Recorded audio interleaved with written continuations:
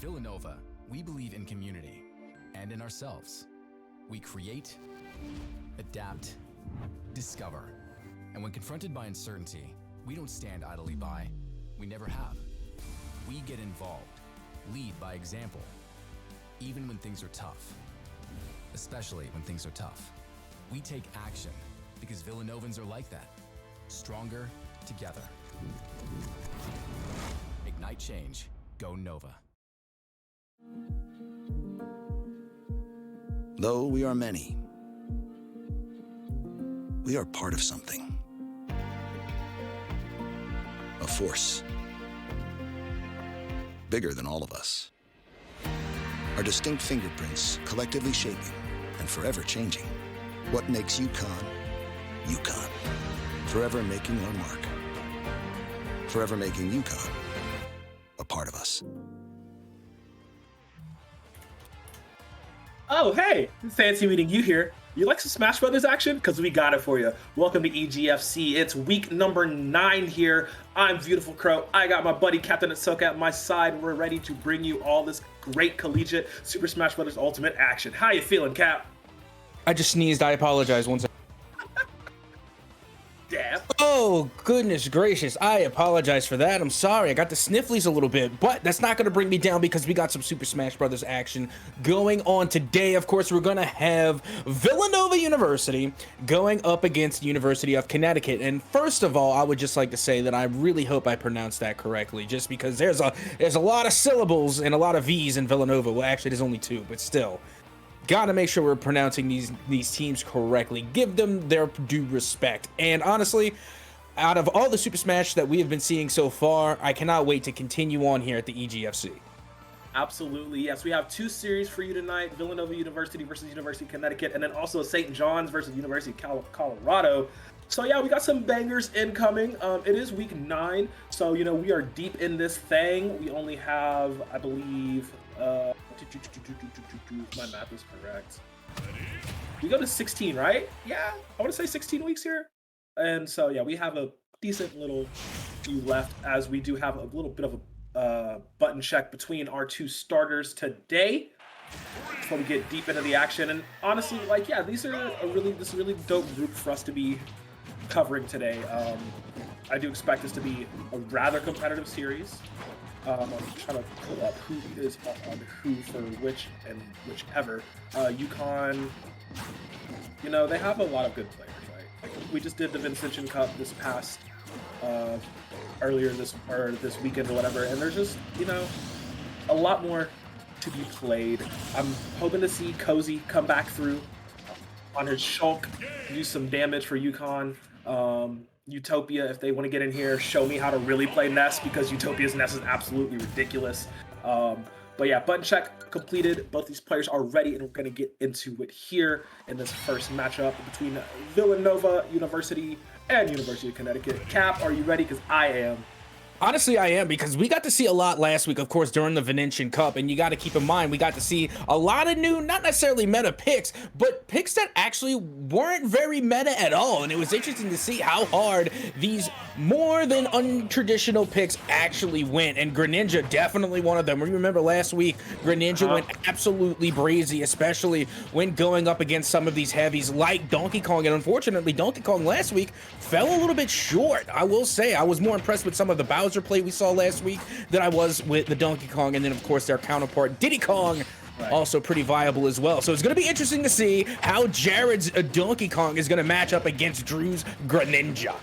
Man, look, I have a little bit of a vendetta against all DK players everywhere, especially one by the name of Chunky Kong, who keeps farming my boys down here in Bama. It's enough is enough, as that giant punch will come through doing a good amount of damage to Drew. Jared piloting the purple DK. No way he gets that for free. Okay, good job on Drew to stop that momentum going in. And yeah, I mean, this is going to be a pretty interesting matchup before the DK does not really do the best against, you know, super fast, super hard-hitting characters like the Greninja. Sure, it's not as strong as Greninja used to be, but definitely still has the tools available to get the job done. Yeah, I was about to say, if Greninja isn't as strong as they used to be, then I've been missing a couple of matches because last week they looked pretty solid, especially when they're edge guarding with the charged up water shurikens. They can deal a massive amount of damage very quickly, and they can definitely edge guard you completely out into a smash and take stocks off of you just by controlling the air off of the platform, off stage. And now I gotta say, Donkey Kong doing a pretty good job at being able to close the gap, close the distance on Greninja, so that way they can't always apply those water shurikens. Right, and it's gonna be key for Jared to hit those spot dodges, to hit everything correctly. You know, he keeps going for those forward smashes. I'd rather see, you know, run up with the F tilt, get a good dash attack going in. You know, yes, they're playing on Wi-Fi, so some things are a little skewed. Going for the offstage run up throw actually gets it, so that's a good stock in his, tying up 2-2. But he is pretty down bad at the 105 mark, man. Let's see how well he can continue to, you know, return this momentum in his favor. Or can Drew just, like, with very well placed shurikens, like you said, get that chip damage going, run up, forward air, maybe stack some up airs, keep him juggled, just keeping that going. And he gets a full charge up smash actually to get that kill.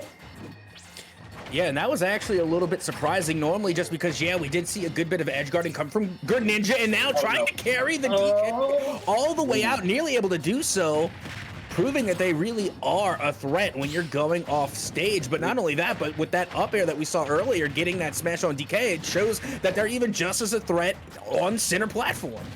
Yeah, they really do got to watch out for that spacing, but very good by Drew, like you said, to carry all the way to that side. No, he got the full up smash. The clap is there, putting him at 1-1, a lot closer of a first match than we originally had thought. Jared sitting at those high percentages, has rage as well.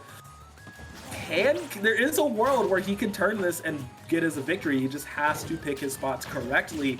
Drew, however, playing really good game of keep away, has not been touched since he respawned. Getting as much damage again. Ooh, just barely not reaching on that charge up smash. Just barely not getting the confirm there. See how Jared can recover from this, because this is super close. Oh, he misses his thing. He's so vulnerable right now. Yeah, this is not looking good for Jared right now, especially with 144% damage compared to 0. Yep. And now that forward smash nearly being able to get the job done. But remember, Donkey Kong is heavy. They got that little extra girth to him, making it a little more difficult, but apparently not that difficult for Drew. Once again, taking Jared to the edge and finishing off with a strong smash to take them off the map. A well-deserved GG to Drew in game number 1. Yeah, so game going the way about how I thought it would. Up until like that little last like 2 minutes or so, where Jared was able to pick up the pace a decent amount and actually, you know, bring it to a pretty even set. Very good job by sorry, but yeah, very good job by him to do so. As you know, putting it in that final 1 stock apiece was pretty surprising. I thought he was going to run away with it here, but that's only the first game. Still have more to play out of this. Maybe Jared can bring it back as we do jump into these replays real quick. Drew just, yeah, doing a really good job commanding the aerial space like we would have assumed so with his Greninja. Oh, absolutely. And, you know, this was some of the things that we were talking about with, well, really the shortcomings of Donkey Kong in last week's matchups for the Venetian Cup. And I remember even specifically pointing out is that my heart is with Donkey Kong, because Donkey Kong is without a doubt my favorite Nintendo character of all time. But in terms of Smash, my brain, my analytical mind, it's simply not with Donkey Kong in terms of Super Smash, because I think there are other heavies that can actually close the gap a lot better in terms of spacing for characters like Greninja. Again, those water shurikens just have so much range, and Greninja has so much speed. I think you really need a different heavy in order to really close the gap between yourself and Greninja. And again, heavies that come to mind to me are going to be Bowser. We saw the Bowser go absolutely brazy for Venetian Cup. And then, of course, another one that comes to mind is King K. Rool. King K. Rool with the musket and the crown can close the gap on nearly any ranged attack, and not only that, but give you so much amount of control, forcing the edge guards, forcing the down Bs. So when it comes to heavies going up against, you know, a speedy range character like Greninja, those are just the 2 heavies that automatically come to mind for me. Yeah, K. Rool probably would have had a more decent time, I would say. It's just, God, dealing with Greninja against heavies is so difficult, because he is, I mean, for lack of a better term, a very slippery frog, being able to jump around and dash around how he can, and the counter and substitution do super well into a lot of these big meaty attacks that they want to do. So very good job by Drew here to get that first win. Let's see if he can do it again, or let's see if we can do it again in this next one. I think they're going to stay in the same characters. I don't think they have any switch offs they would like to do, if I'm correct on that. Because I really haven't seen Jared too much off the top of my head to remember what all he plays. So I couldn't give you, the good deets there.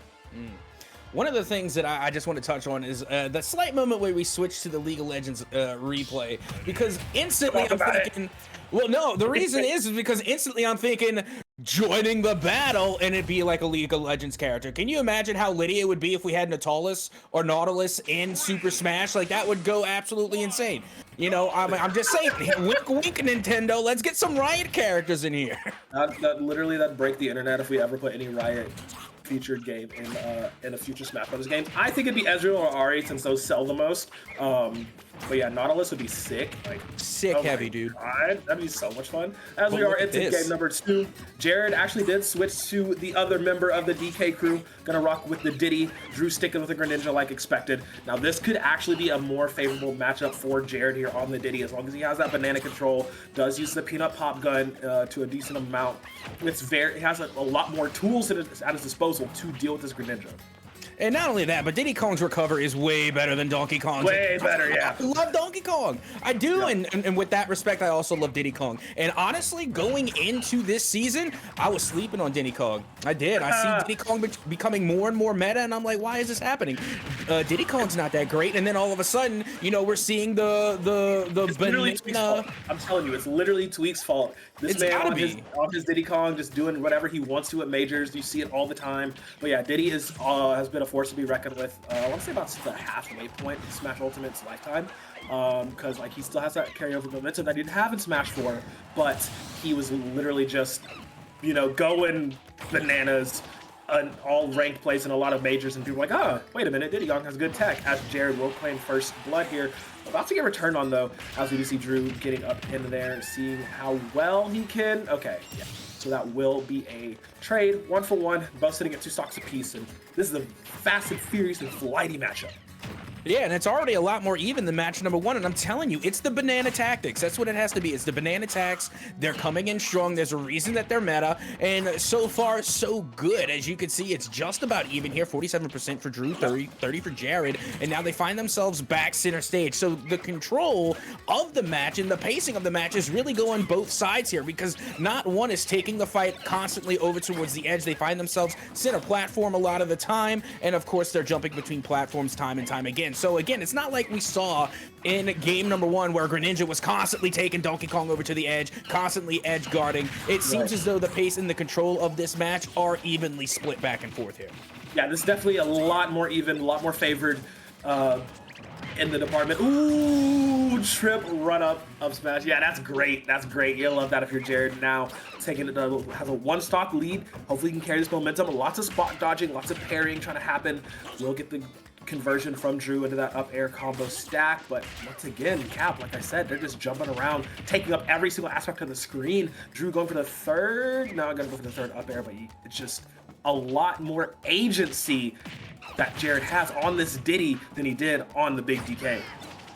Oh, absolutely. And now, once again, you can see it is going to be that Diddy Kong within the danger, but still, they got that bonus stock. And as long as they can just apply as much damage as possible before that stock is up, then they should definitely walk away with this match. But still, definitely a redeemable match just yet for Drew. Until just about then, combo coming from Diddy Kong, putting them up to 83% damage, still holding on to the second stock.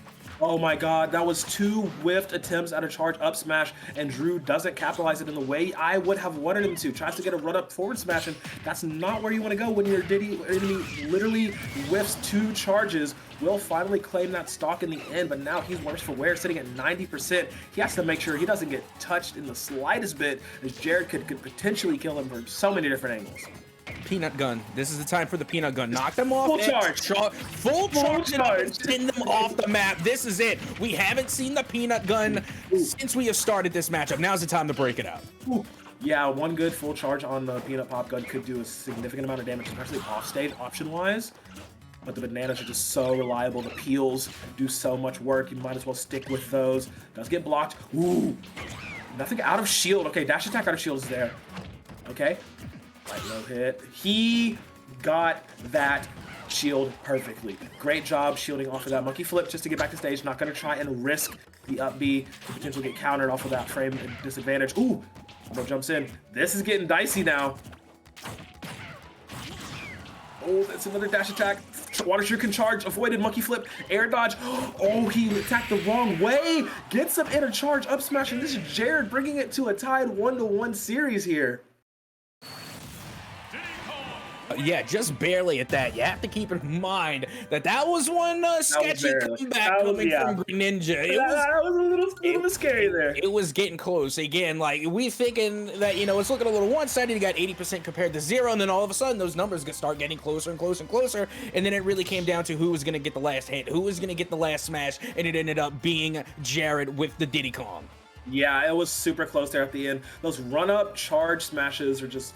The fact that they worked multiple times, that definitely means we on Wi-Fi, baby, because if you see me in land and you try to run up smash like that, nah, countered immediately. But look at that. That whiff by Drew right there was detrimental, because had he actually been facing the right way, had he gone to the right instead of the left, I think that would have clipped Jared because of end lag alone. So that's definitely just a big little uh-oh for there, as we do have 1-1 apiece in the series score. It's been a while since we actually got a game 3 in this series in Smash Brothers. A lot of 2-0s have been happening in a lot of these past few matches in these past few days. So hey, we get a game 3 on the first round. Let's go. Now, see, this is where things start to get interesting, because we are at that 1-1 split in a best of 5, and we've already seen from the first match it didn't work out with Donkey Kong. Jared switched to Diddy Kong. Now that it didn't work out with Greninja against Diddy Kong, is Drew going to make a switch? Honestly, I don't think it's going to happen, because that match was still too close to call. I think they can actually double down on the Greninja and just capitalize on a couple of the mistakes that they made. Start making those adjustments. Like you said, it came down to that one little tiny, maybe 1 or 2 whiffs. You know what, 2? I saw 2. So 2 whiffs there at the end, which really made a difference. So if they just tighten the screws a little bit and they worry about those small errors, then they could definitely change the entire match around. Okay, so I know Drew also plays Bowser in the pocket, so there's a world where he could switch to it, but no, he's going to stick with his Diddy Kong. He wants that speed matchup. Since with the Greninja, he wants that speed matchup. He wants the maneuverability. He wants the big extended toolkit. I don't blame him. So going into this, it's on Pokemon Stadium. I mean, it's a slightly smaller stage than Battlefield. There is no top platform to be used either. So, I mean, it worked for him before. Let's see if it can work for him once again. Well, let's find out. We are well and underway here in game number 2 between Drew and Jared. And already you can see Drew going to work, but once again, it's pretty evenly matched. A nice tug of war so far, both at around 50%. And again, it's just a lot of counter-attacking so far. We're finally seeing a little bit of trade damage as the banana does come out. The full smash does land, but still no side giving way just yet. Yeah, they are all up on each other. This is mixing the pasta sauce right now, not giving each other an inch to breathe. You see this. This is literally like a typical anime fight, just trading blows. Some are connecting, some are breezing right past your face. Great shield out of the drop from Drew. Very good back and forth here. 85 to 87. Like, this is as close as you're going to get right now in this series. All right, so what you're telling me is that we're basically seeing Kakashi versus Obito, except for it's Diddy Kong and Greninja. Yes, that's my fan fix. I have it. I'll put a longer link to it later on, as you can see, as they're running at each other, just full speed, like literally just trading blows. Defensive options barely being used here, as they just dash attack into forward smash, into forward tilt, into jump, into hit. Like, it's literally just back and forth and back and forth. Jared taking a little bit worse for where he's hitting at 138, but gets a good flying hit. Get a pop gun, light charge, just to cause a jump. Distraction, banana peel in the air. Ooh, yeah, he has to get something. Great shield on landing. Gets a jab combo into the up option. No way. Hits him with his own peel. But Jared will recover off of that cap. This is Fist of Fury. If I've seen one, and Flying Feet of Fury. Drew finally getting that first stock. Yeah, and now it's going to be up to Jared here to try and trade and equalize. Meanwhile, Like we seen previously in game number 1, Drew is just going to try and apply as much damage as possible while they still have this 3-stock advantage. Meanwhile, they're doing a pretty good job at it as well, already applying 43% damage and bringing the edge guard. But finally, we see somewhat of a counterattack. But I got to tell you, Drew being able to quick react and get a lot of these dodges and blocks is just nothing short of impressive. Their reaction time is insane.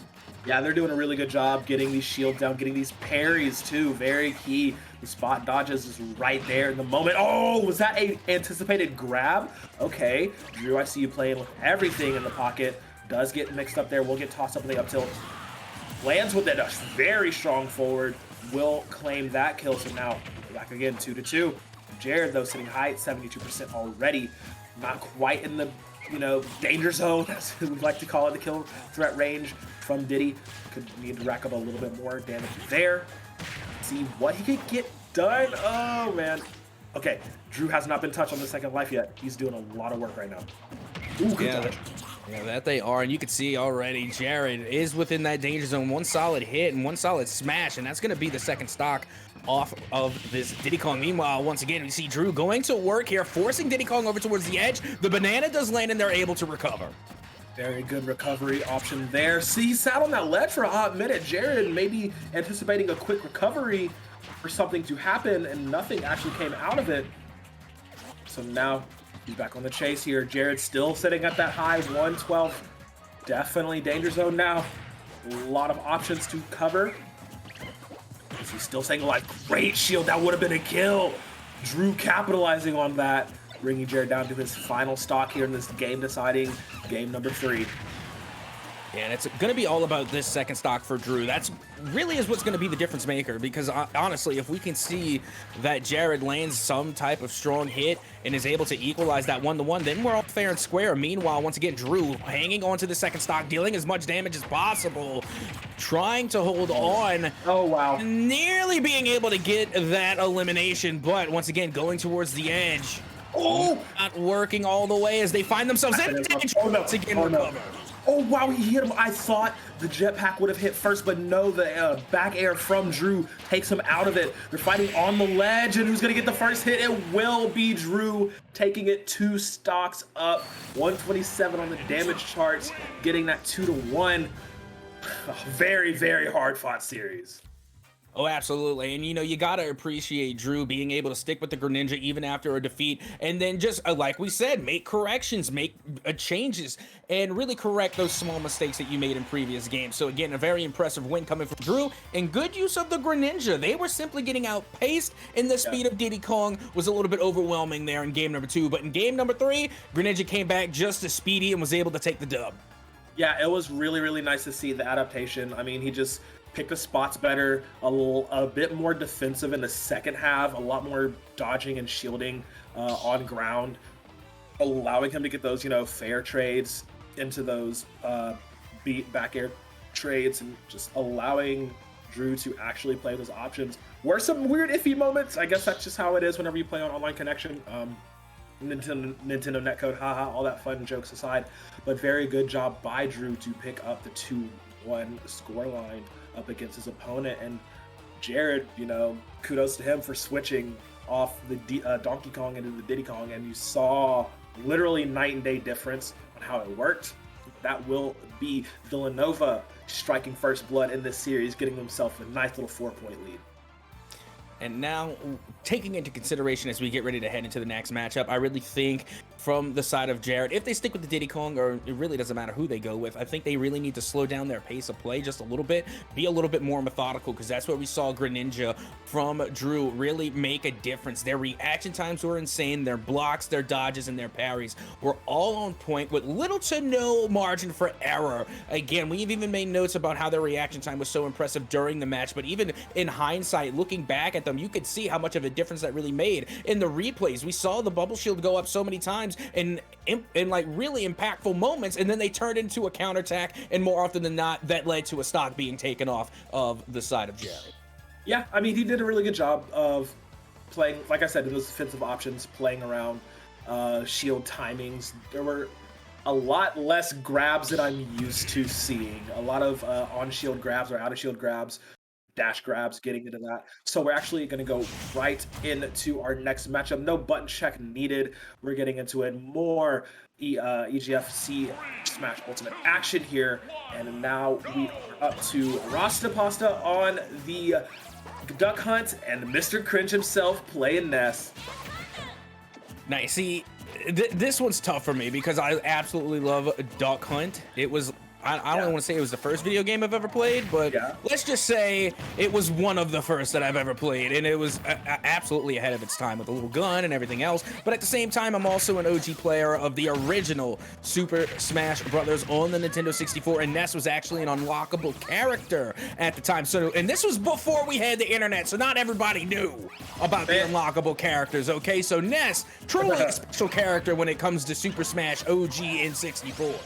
I mean, look, I will not lie. When I was younger and me and my brother were just to play, and like we were fighting, and we wound up seeing, oh wait, that's a new character. What's going on here? And we had no clue because, like, if you did not play Earthbound on SNES, you had no clue who Ness was. So like that was a really big surprise there. But in this matchup particularly, I very much given to Ness just the tools available. I'll have to see how Cringe does though, because he is at a very high 167. Rasta taking his time. We'll get hit up. PK Fire Stack, dash attack. Ooh, great job to use the PK Thunder to knock away the TT Can. So he goes for a smash there with the yo-yo. Not gonna hit. Cowboy does get taken down before he can quick draw. Very, very nice indeed.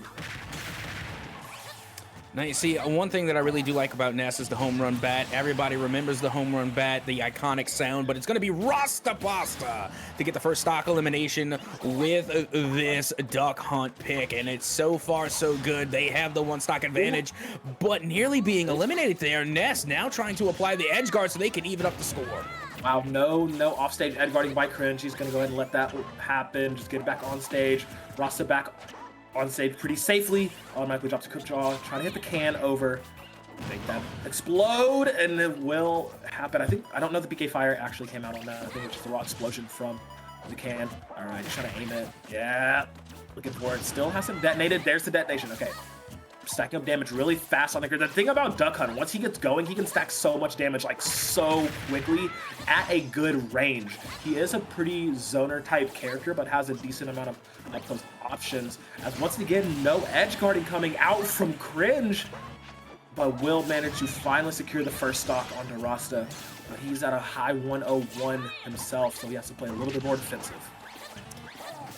And now you can see once again, we're heading back towards center platform here. And right now, Rasta Pasta, like you said, doing a pretty good job of zoning and keeping Ness at bay. And now taking them all the way to the edge, applying a lot of these smash attacks. And now looking to hold Ness. Cringe over towards this platform. All it takes is one more solid hit, but the recovery from Cringe, so far so good as they find their way back onto stage.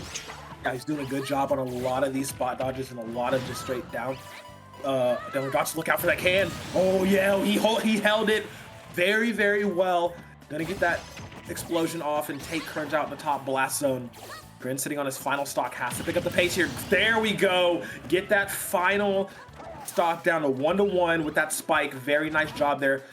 Playing the offstage game, making Rasta have to choose his spots wisely. He does eat a nice little down air, gets the down throw, gonna stomp some fire into him. Get them hot feet, them church feet going. See how well he can recover from this. He managed to bring it back to this 1-1 spot. He was down by a lot in the beginning, but good job by Cringe to bring it to this pretty even point. And now, once again, we're going back towards the edge where we've seen Cringe have success, especially when they're going with the down B, being able to go underneath platform.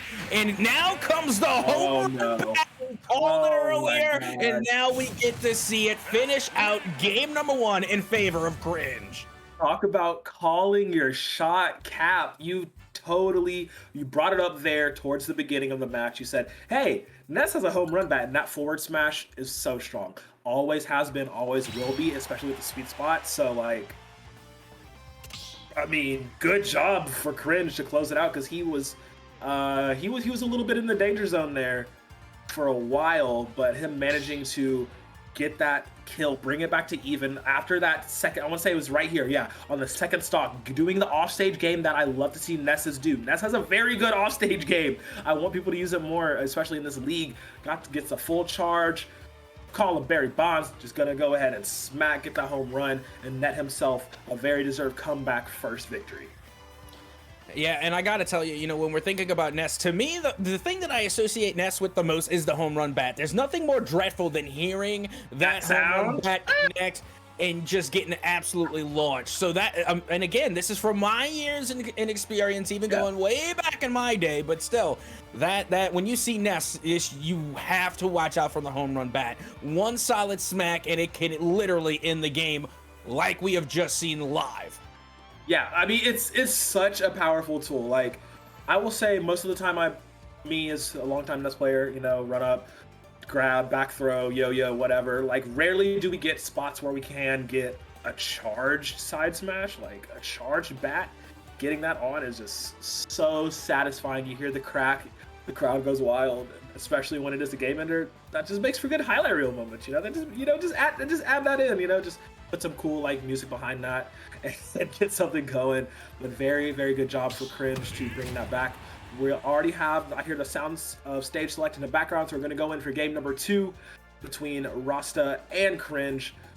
Maybe it's going to necessitate a character change from Rasta. I do know he plays a Pokemon character of some sort. I think it's either Pikachu or Lucario. I forgot to check the sheet, but he does have a backup Pokemon character. I don't know if he'll change from that, because I did like how he was playing with Duck Hunt Dog, just not towards that back half of the matchup, but very, very strong secondary as well. We're getting loaded up into this game number 2. Honestly, Villanova, they're looking really good right now. Rasta just needs to clean it up a bit so they can get more points on the board. Cringe looking to get some more points for UConn, as we are into game number 2 between Cringe and Rasta Pasta. Let's see where we're going.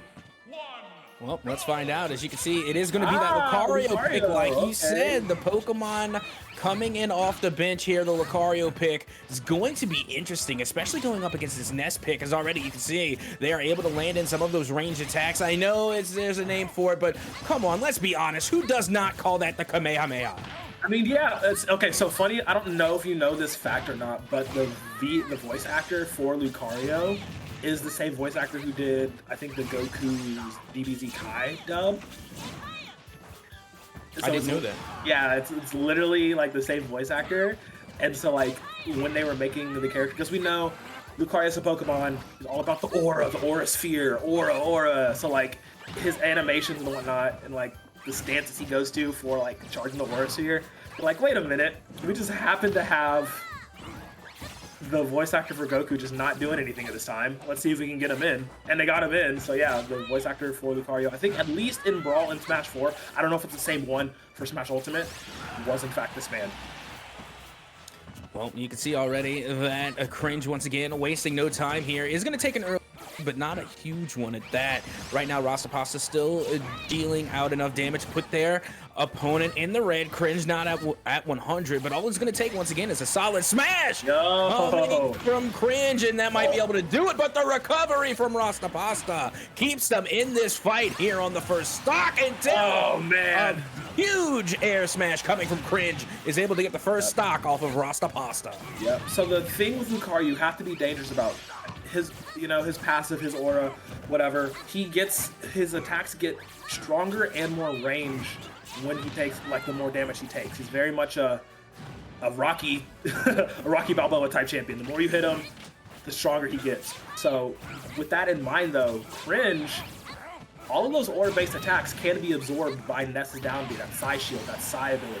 So that is a big thing to counter there, but Ness's ability to launch people is absolutely insane and something you have to keep in mind as Rasta Pasta. Yes, you have a lot of these strong tools, and yes, you have that damage scaling, but Cringe can just straight up blast you into oblivion with these PK fires, these jumping forward airs, the baseball bat itself, just a lot of strong hits. So this is going to be a very slug-heavy battle back and forth as they're both on their second stock, 72-27. Can't even, the script writes itself at this point.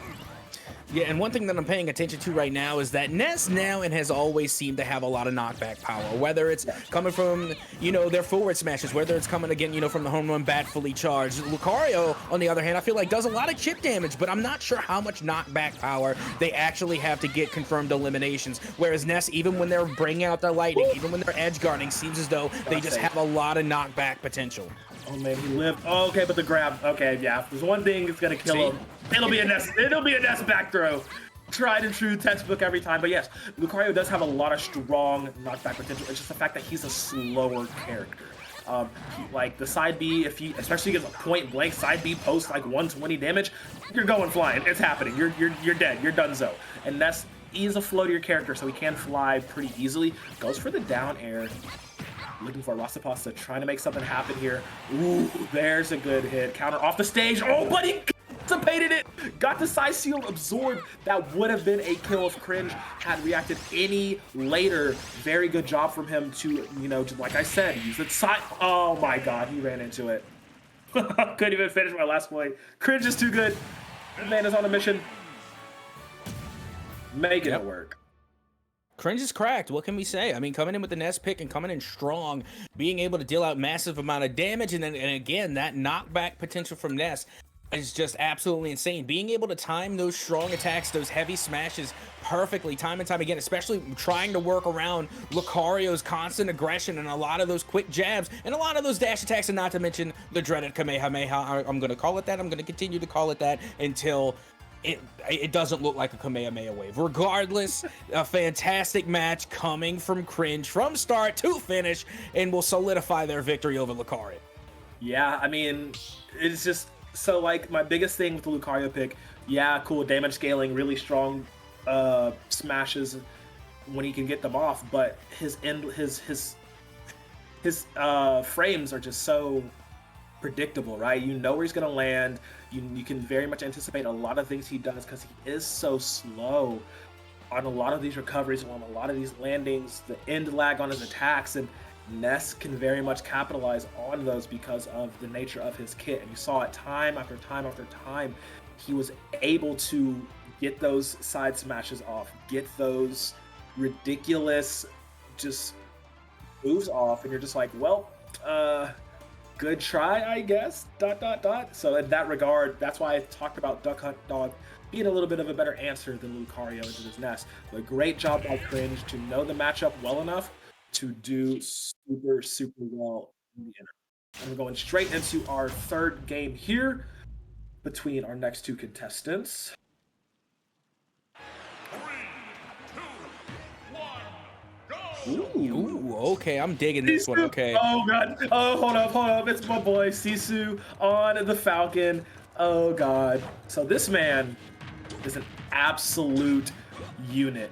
Him on his Captain Falcon is one of my favorite things to watch in this league. DDD, of course, going to be DDD. That's going to us. Let's do a button check here. But yeah, this is going to be a fun one to watch. Oh, 100%. Just because King DDD, again, is one of those heavies that we rarely get to see. We don't really see that in the meta. We don't see it competitive. But with that being said, I am especially excited because as a Captain Falcon main, since the 64 days, I love watching Captain Falcon go absolutely nuts. Again, it's my favorite Smash Bros. Character to play. It's my favorite Smash Bros. Character to watch. So I'm definitely interested to see this one go down, especially knowing that Captain Falcon is actually pretty viable against heavy picks. So seeing him matched up against the DDD, I think is going to be even that much better, at least for the side of, what did you say their name was? Sisu. Oh, I got it right. Let's go. Yeah, Sisu's going to be really good on this Captain Falcon. But yeah, so it's going to be a fun little heavy matchup. Oh, that was such a perfect exchange. The shield to kick, making sure the spike doesn't hit him. And yeah, Sisu, he's just going to have a very, very fun time against DDD. Well, here we go. DDD already trying to bring in those down Bs, those down smashes, trying to add on the damage early, and so far doing a pretty good job. Again, DDD able to deal out so much in so little amount of time, doing some near perfect edge guarding and already putting Sisu on 130% damage and looking for the first stock and gets it.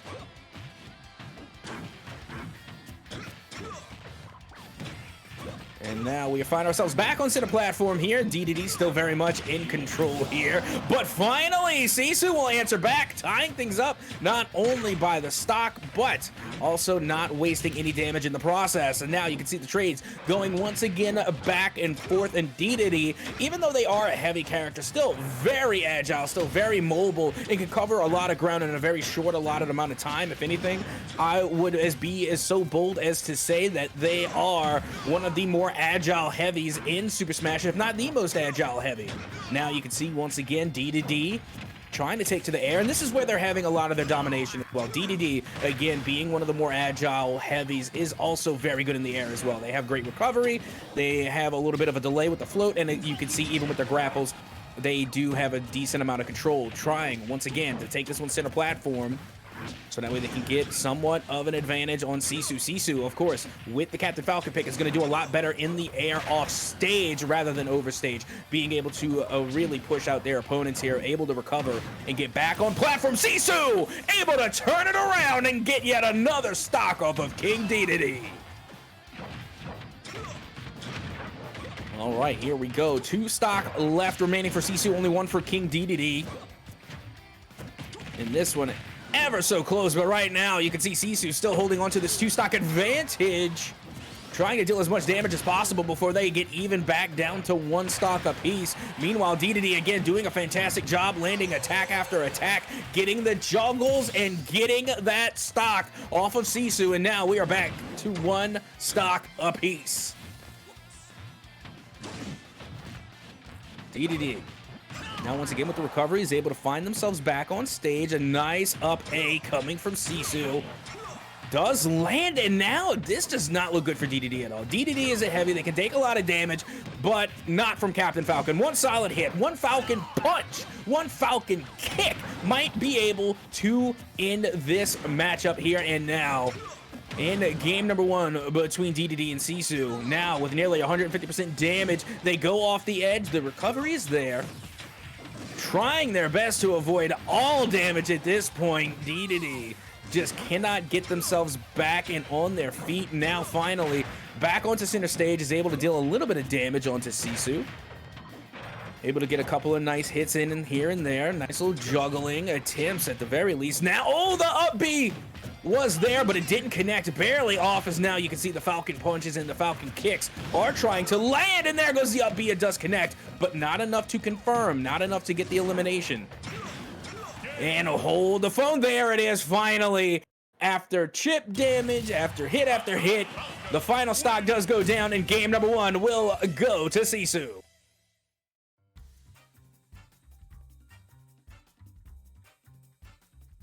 And we got to see some fantastic plays here. Again, what it seemed to be as a one-sided venture going for King DDD. Sisu able to come in with that down air off the side to equalize early, and then was able just to follow up with constant smash attacks, giving them a huge advantage time and time again. Even when you think that Sisu in this Captain Falcon pick are on the latter side of the match, they could turn it around so quickly. And then towards the end with this final stock, it was just constant openings coming from Sisu and taking those opportunities to really lay on constant chip damage until finally they literally couldn't hold anymore. We saw the Falcon kicks, we saw the Falcon punches, and then even the up B started to come out. The up Bs did manage to land at least 1 or 2 times, but not enough to confirm. And then really all it took was just 1 solid forward smash, and then that was it. Once you get around that 170 percentile, that's really all it's gonna take. But again, it was just constant counter-attacking coming from the Captain Falcon on Sisu that really added up a constant barrage of damage to the point where King DDD, unfortunately, could not avoid it anymore. As hard as they tried, they were sitting at like 150 plus damage and still avoiding a lot of these smash attacks, still avoiding a lot of these Falcon punches and kicks, being able to stay alive for so long. So even in that regard, it is respectable. But with that being said, I would not be surprised if we see a different pick going forward to try and match up against Sisu in this Captain Falcon.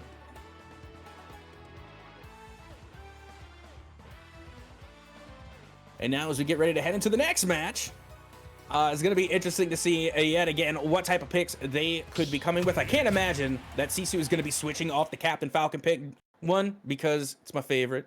Two, because they performed so well with them just now. But if I was on the side of DDD, maybe you want to try and match up with something different, because Captain Falcon is one of those brawler type characters that can absolutely take on a heavy, and now we're seeing that, as a matter of fact, DDD will be switching up their characters now, and it's going to be bringing a sword fighter to the mix, and this should be interesting, as Captain Falcon is a little bit slower paced than most sword users, at least for the most part. You know, they're definitely, you know, a heavy brawler to best describe them, but when it comes to agility, they're not the most agile unless timed perfectly. So it's going to be interesting to see how they counter this sword wielder coming from DDD already. You can see the damage being traded still relatively even. Not okay, I'm back. Hello. Wonderful, because my voice was starting to go out. I'm so sorry. Dogs gotta go, unfortunately. They're not great at holding our bladders, but I do see DDD switch off DDD and went to the Byleth. That's very interesting. Completely night and day type characters here. Definitely a lot better at dealing with Falcon than DDD will be, that's for sure. As Byleth a little bit of a powerhouse, especially as you know how to use them, but it does not look like Sisu is in any warrior right now. Yeah, sure, they're sitting both in high percentages, but the explosive power of the captain will seal the deal here.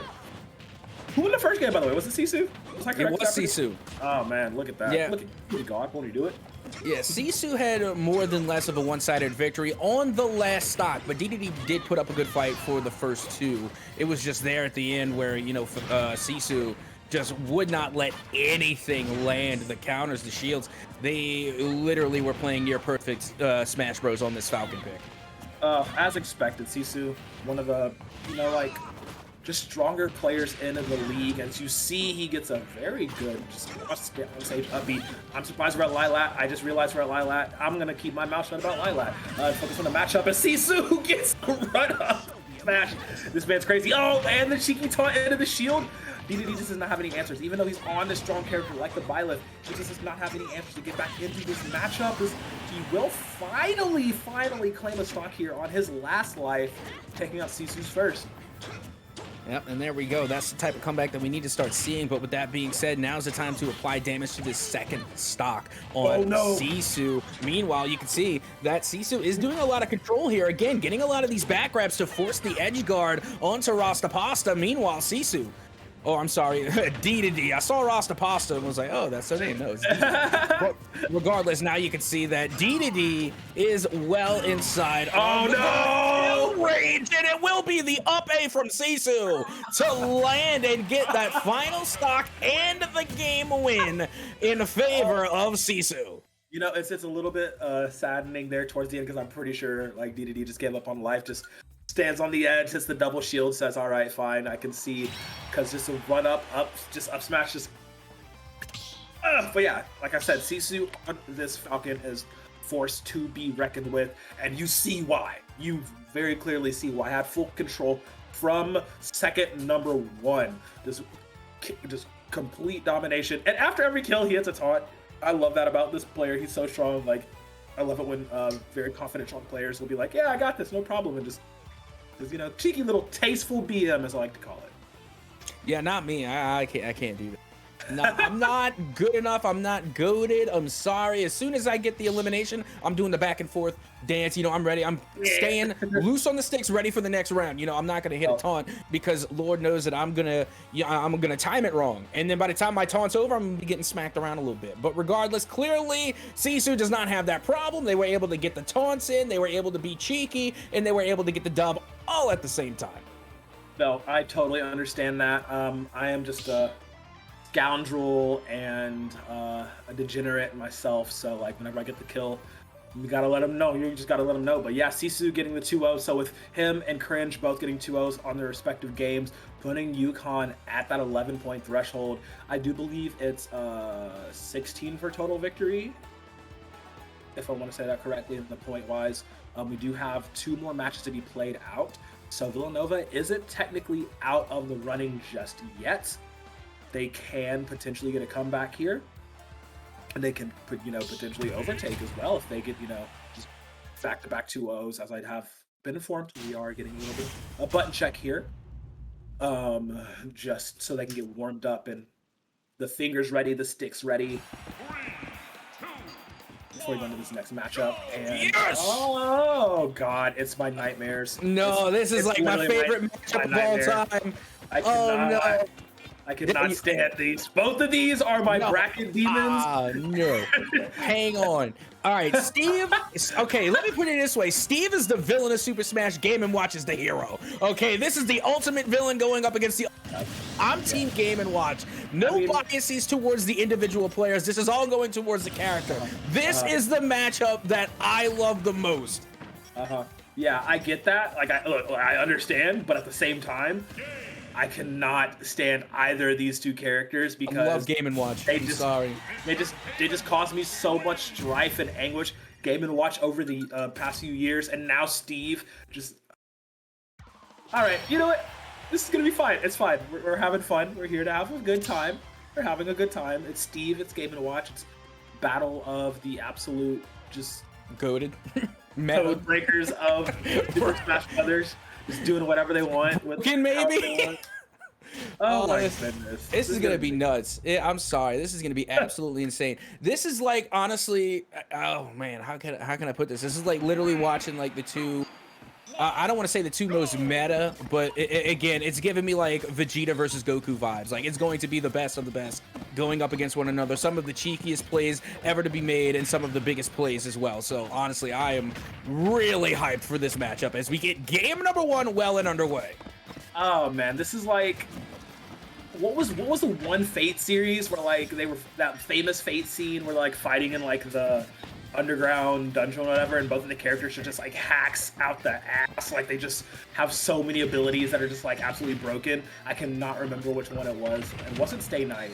I'll remember later, but yeah, that scene comes to mind where they're just literally pulling stuff out of their pocket and you're just like, that doesn't make any sense. How does that work?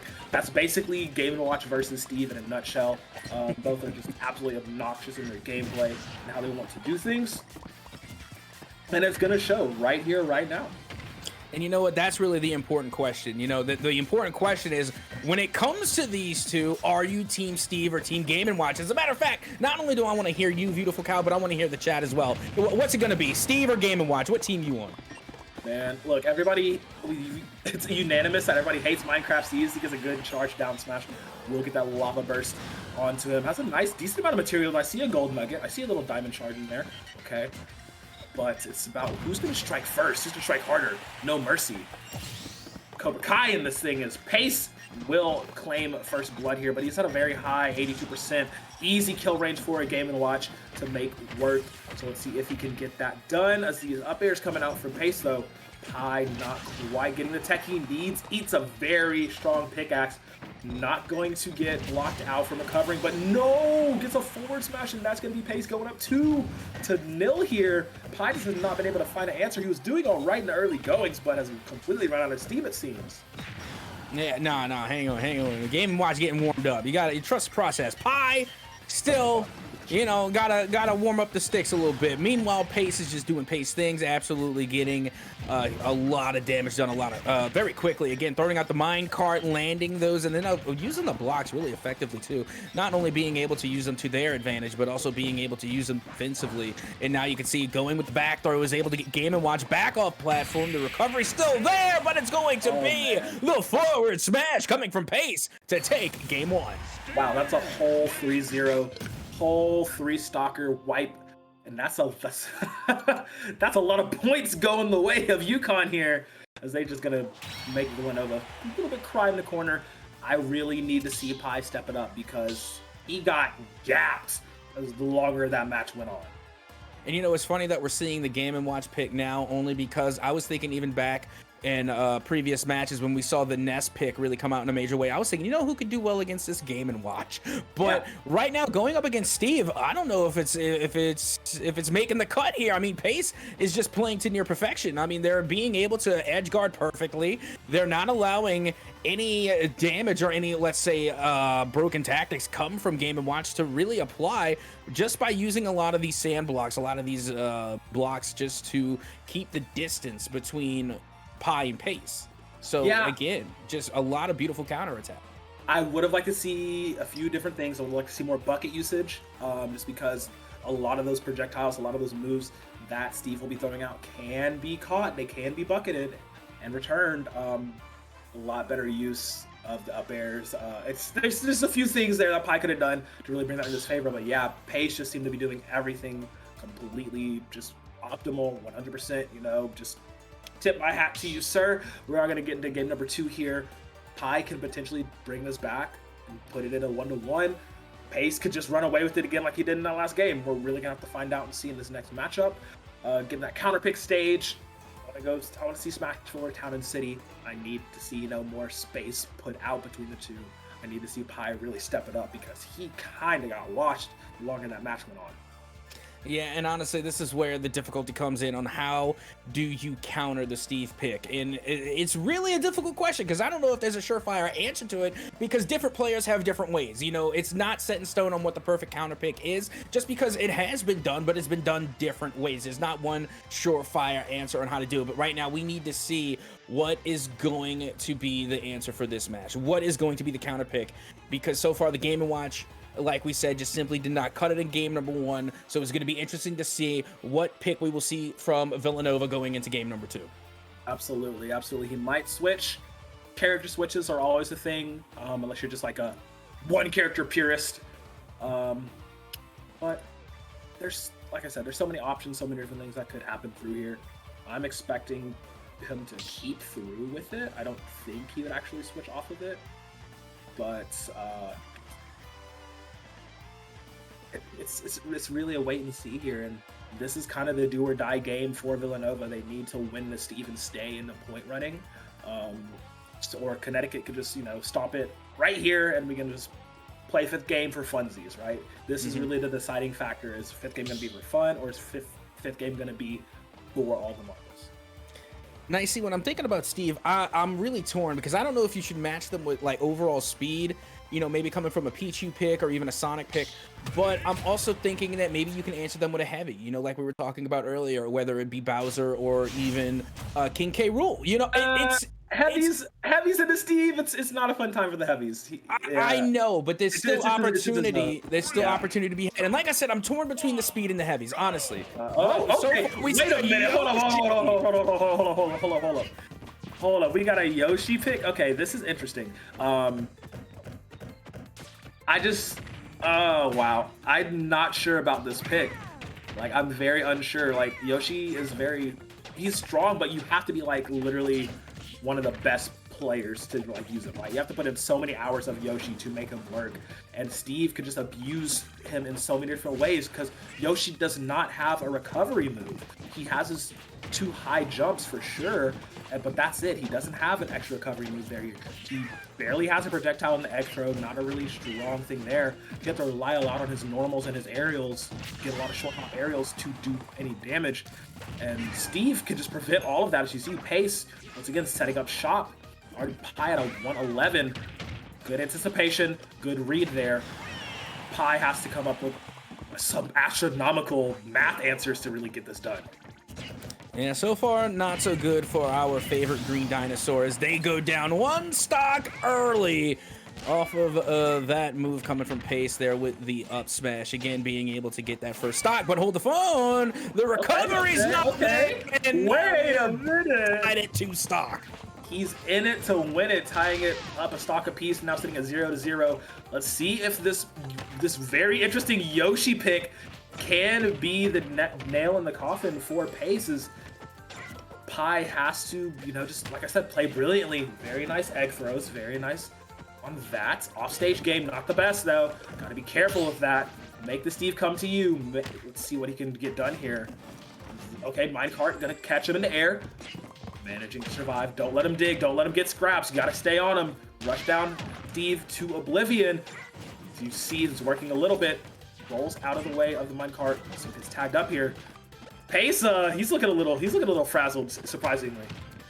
Yep, that they are, because I don't know if they even know how to counter this Yoshi pick. Like we said, we don't see too many Yoshis. So for all we know, Pace with the Steve pick hasn't had a lot of practice going up against the Yoshi pick. So this could be something that's unprecedented for Pace as they continue to try and read these attacks. Like you said, it's really not a lot of the recovery moves or even a lot of their B abilities. It's a lot of their aerials and their smashes, being the aerial smash, the back air, or even just a regular forward smash. It's a lot of the tail, to be completely honest with you. You have got to watch out that tail. That is going to be a massive that's just going to be a huge amount of damage anytime that it lands. And then again, constantly getting this little chip damage with the eggs. I mean, they do add up, but it does take a lot of them.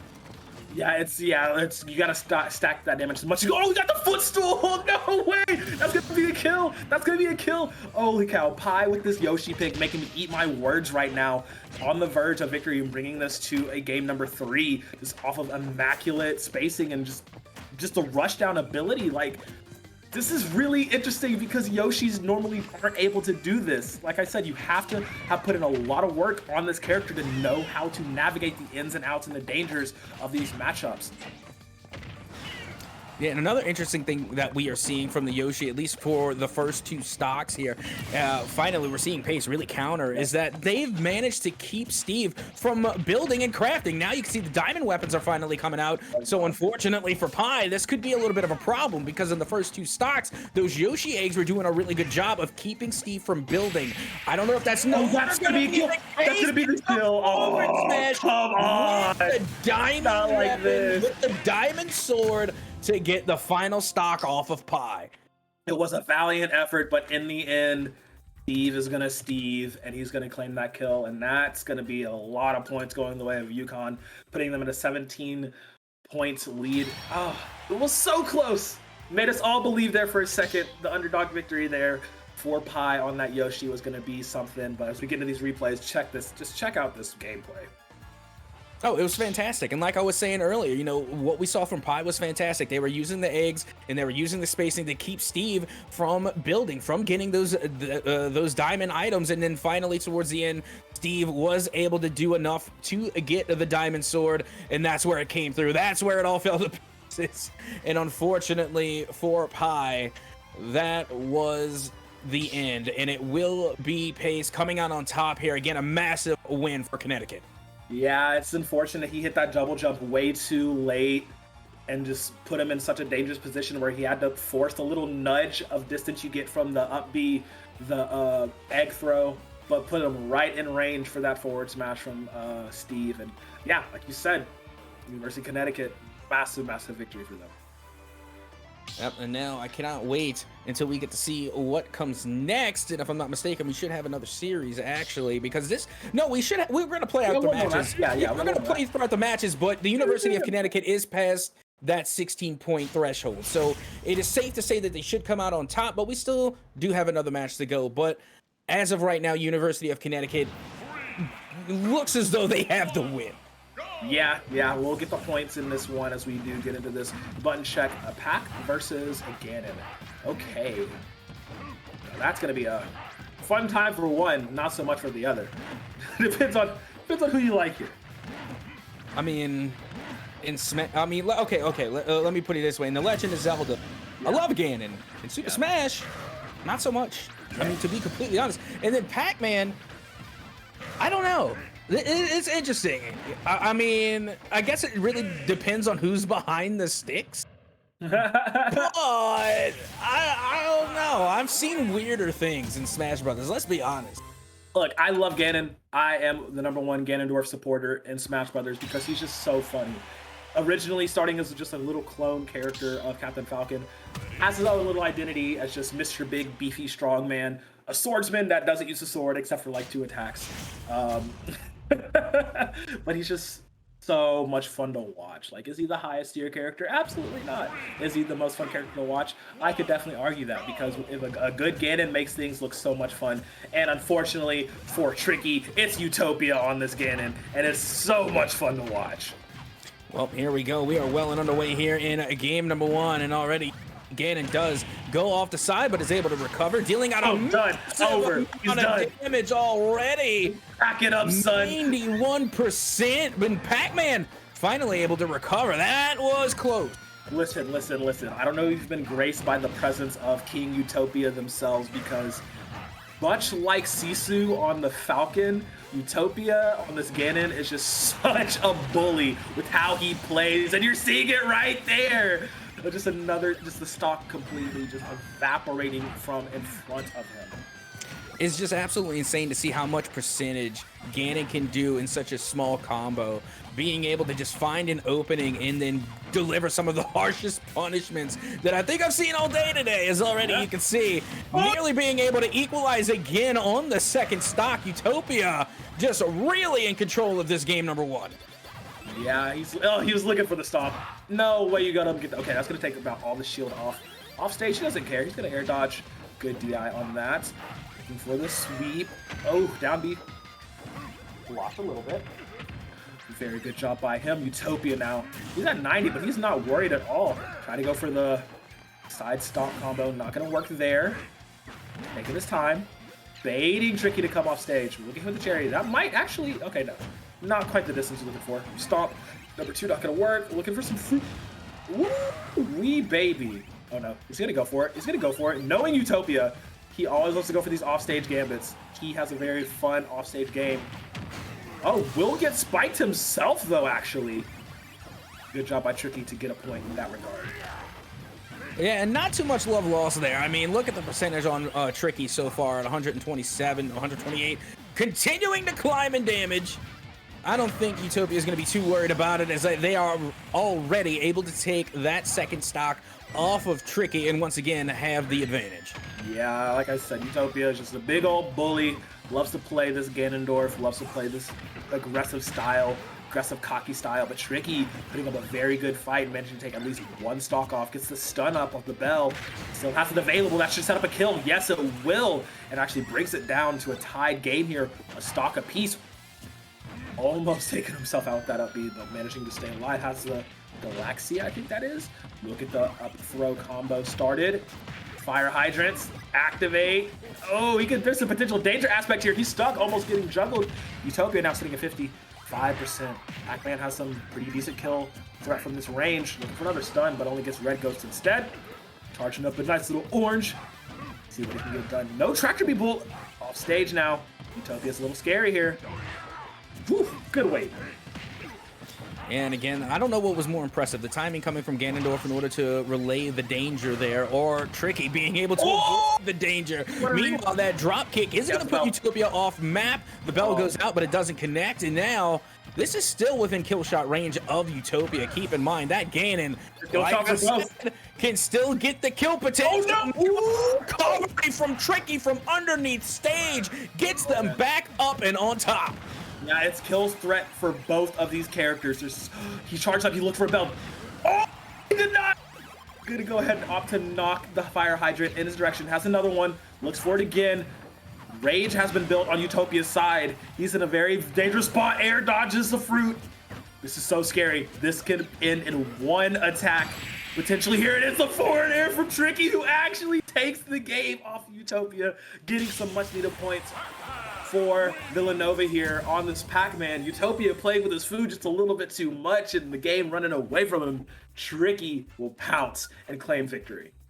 Yep, that they will, and that was a fantastic game, honestly. You know, we're thinking that it's going all Utopia the entire distance with the Ganondorf, and for a while it was, and then Pac-Man. And to be honest, I'm not entirely sure how they did it. I'm legitimately watching. I'm seeing it unfold in front of my eyes, and it still does not compute in my noggin. It's not making any sense because Ganon coming out with these massive attacks, and it doesn't take much from Ganon. It takes a lot more work from Pac-Man in order to get these eliminations on Ganon, but yet somehow they still managed to find the openings and capitalize. That was just a fantastic game number 1. Yeah, like we said, that's only game number 1. We still have a potential 2 more to do for this set. If there's one way to end it, it's going to go out in a bang, and the boy Utopia is going to definitely make it interesting every single step of the way. But yeah, like you said, Ganondorf is the big boy. He takes a little while longer to launch off the stage as Pac-Man. Pac-Man can really kill at these like straight 100%, you know, get the fire hydrant, get the bell, get the Galaxia, whatever, onto you and just set up with, you know, very strong aerials. That's not going to be the case. You have to put a little bit more work to do it on a big body boy like Ganondorf. And now we are on Lilat here. Let's see how the gameplay changes, or does it remain the same in its close quarters backstage. And you see, this stage, I think, is really going to benefit more for Pac-Man because you have all these upper platforms. You know, I think that's going to bode well for Pac-Man, whereas, you know, if you're looking for like a solid flat surface, then that's going to be more favorable to Ganondorf. But we'll see how it unfolds. Already do you see damage being spread just about even here. The cherries do go out. They connect. And does the down smash as they're able to land a big attack there on Tricky as the fire hydrant does come out as well. Yeah, it's so much interesting to work with here because Ganondorf is literally as tall as the platform space. So there's not a lot of space for him to run around and maneuver around. There's a lot more areas for Tricky to, you know, just throw out every projectile in his arsenal. But on the inverse, there's also not a lot of room to run away from Utopia when he gets going. Tricky managing just to first pull a bell here, managing to get that massive stun off and rack up some damage. Looking to manipulate the fire hydrant, just barely missing that big old noggin of Ganondorf. But Will gets a lot of damage onto him. We can stack this up, can potentially tie it up to a 2-2. Hasn't taken any damage. Will get grabbed there towards the end. Red goes to launch the fire hydrant, looking for, has another bell. He managing, ooh, great job by Utopia timing that forward air to nullify that. 2 charges, none of them gonna go for the stun. Run up side B by Utopia. Backdash forward smash. Getting a lot of damage off. Looking for the offstage. Oh, no, not quite going how he wanted. Air dodge to get rid of that damage. Oh, but the offstage game from Tricky is too tricky to deal with for Utopia, and he will fall. I'm telling you, the way Tricky plays, it just makes me so nervous, and it's because of plays like that. A huge up smash coming from Utopia, able to take that stock off of Tricky in what seemed like an instant. Yeah, it was an unlucky read on the recovery lag off of the tech, so like the slow get up from Utopia actually working out in his favor, giving him a little bit more, just literally 0.5 seconds on the recovery window there to get a free up smash through the tractor beam from Tricky. Doesn't matter though, run up dash attack to get himself a kill and tie it to 1-1. B from both traded to get back on the stage. Ooh, just barely missing the spacing by that down B from Utopia. Tricky gonna capitalize. Tricky gonna capitalize and get a lot of damage off. See what he has planned here. Looking for that bell. I know he's fishing for it. Gets the run-up grab. Fruit dodge. Ooh, no side attack there. Back throw? Yeah, he's trying to keep him off stage as much as possible. Looking for it. Has the bell stored. Utopia knows. He has to look out for it. One more charge left. He lands! He lands it! Not going to turn it into anything super meaningful. A charge up smash, though. Not quite enough to kill. Bell and Fruit gonna land. Ooh, Utopia's in a bad way. Utopia's in a very bad way. Good spot dodge parry to get that, but the down air will rack up more damage onto him. Cap, this is looking real scary here. 2 of them looking for one strong attack. Honestly, every time I'm watching Tricky, it seems scary. The way Tricky plays, in general, makes me nervous. And now you can see they're going way off the side here. He's going for it! But it's going to be Utopia to come in clutch off stage to get the final stock elimination and the win. Yeah, that was a heater. We said this is going to be a good series, and we got ourselves a great series. We got ourselves a game 3 here in the final match for this first set. And Utopia really making Tricky work hard there towards the end, just knocking him from wall to wall, from side to side, managing to keep him of the perfect length away, but Tricky getting these really, really good kills. But yeah, just perfect shielding and perfect timing on these invulnerability windows by Utopia, managing to get these kills. And you look at these replays, they were trading some high damage. Yeah, that they were. And you know what? Going into this one, I was thinking that those 3 platforms right above was going to be a boon for Pac-Man, but really when you look at it, it's the size of the map, how small it is, that really gave Ganondorf a huge advantage there, because a lot of what we saw in the matchup was Pac-Man playing a lot of the spacing, you know, playing with the fire hydrant, with the cherries, with the bell, and what we saw was a lot more difficulty of trying to get those to land when you were confined so close to Ganondorf, which is why we saw time and time again that the Pac-Man pick was trying to force Ganon off stage so much, because whenever Ganon got back on stage, there really wasn't a lot of room to run for Ganon at that point. Yeah, it's okay at the lower percents when you can take a few hits and, you know, rack up damage. But once you get past that 60-70%, honestly, Ganon can kill you at any single time, and you just have to play a lot more. You have to play a lot differently. And then we go back to Pokemon Stadium for our final game number 3 here. See if Tricky can close this out and get another victory in the pocket for Villanova, or is UConn going to make this 4 in a row that they get victories? Well, let's find out. As you can see, once again, Tricky on the latter half of the damage here, but we are back on Pokemon Stadium 2, so this map pick should bode well for Tricky, although, you know, it's random. It's not a map pick per se, but regardless, you know, this is still a good map for Tricky. As you can see, they're trying to equalize in the damage. Whiff there coming from Utopia, punished, and now the counter coming from Utopia connects. Oh, wow, that was so close. If Tricky had gotten up a literal 0.5 seconds faster, he would have run straight into a forward smash from Utopia. Very good job for him to recover that way, but Utopia using Tricky's own Hydrant against him. He knows he can get him off stage here. It's a race for the climb, and it's gonna be the back air from Utopia to claim himself first blood here. Grabs him out of the invulnerability frame here. Utopia, he's just gonna close this one up. He knows he can get it now. He's back comfortable on PS2. Yeah, it's a longer stage, but that's more room for Ganon to run around and set up these dash attacks and very, very long range abilities. He's cooking with hot oil here. Charging up. Oh, just barely missing that little bald head of Tricky. Does get a down B, connects off stage. He can fish for anything here. And allow him to get back on stage. Charging down smash. Not gonna work. Knows how to read those. Bell lands right in front of him, but there's the up smash. Just wild swing. Gonna get another kill for Utopia here. Has not lost the stock yet. Might be coming soon though. The bell hits. Oh no! Trick uses an up B to try and get the kill there. Tries to use the down air as well and not gonna work. Tricky trying something just to get something back, and Utopia knows he's frazzled and dazzled, and he's just running away with it as much as he can. Yeah, and for a character that's a sword wielder that only has 2 sword abilities, they do seem to be working. Both of them seem to be working. It's a big ass sword. I would hope so. Yeah, and now you can see once again Utopia going right back to work, wasting no time whatsoever, trying to deal out the damage and get this last stock off of Tricky. And now they're in the danger. They're at 84%. That's kill potential. As you can see, Tricky now off stage and possibly being able to use his fire hydrant against them. Misses the down, but connects on the follow-up, and that will be the end of Tricky. Yep. Utopia is going to be like, all right, this took a little bit too long. We had a little bit of fun in game number 1, but we want to get it done in game number 2 and game number 3. It's just all she wrote. Is Utopia going to take the 2-1? A very hard-fought victory, I would say, in a lot of those cases, but 2-1 up over Tricky. And so the final set score for this first series will be Villanova with 5 and University of Connecticut with a nice 22. Oh yeah, that's impressive no matter which way you look.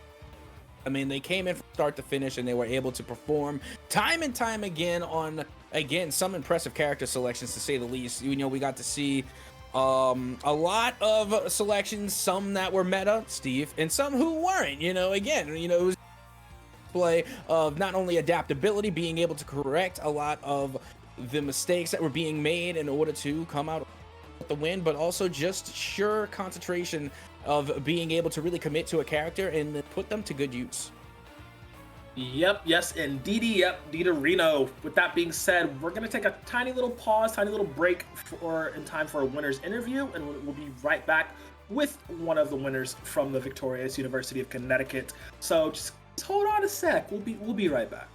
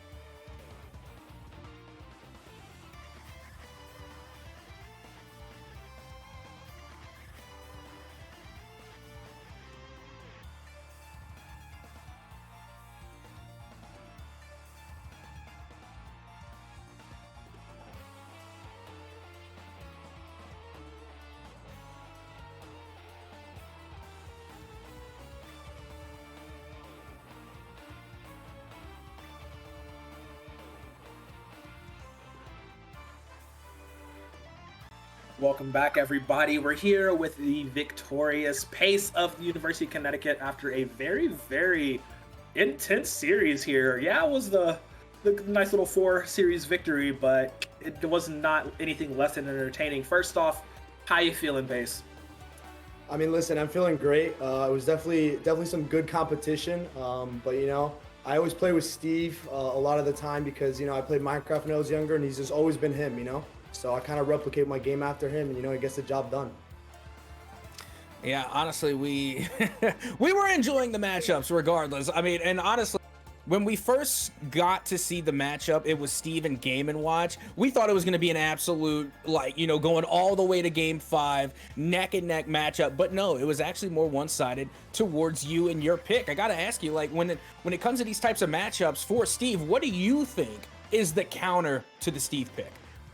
I mean, I don't know. You know, that's the thing. That's why I pick him. You know, it's because like I try to think to myself, what character can I use that there's no counter for? And I'm like, well, it's obviously Steve, and so therefore I use Steve. You know, it's like you kind of have to go with the guy that you're comfortable with, you know?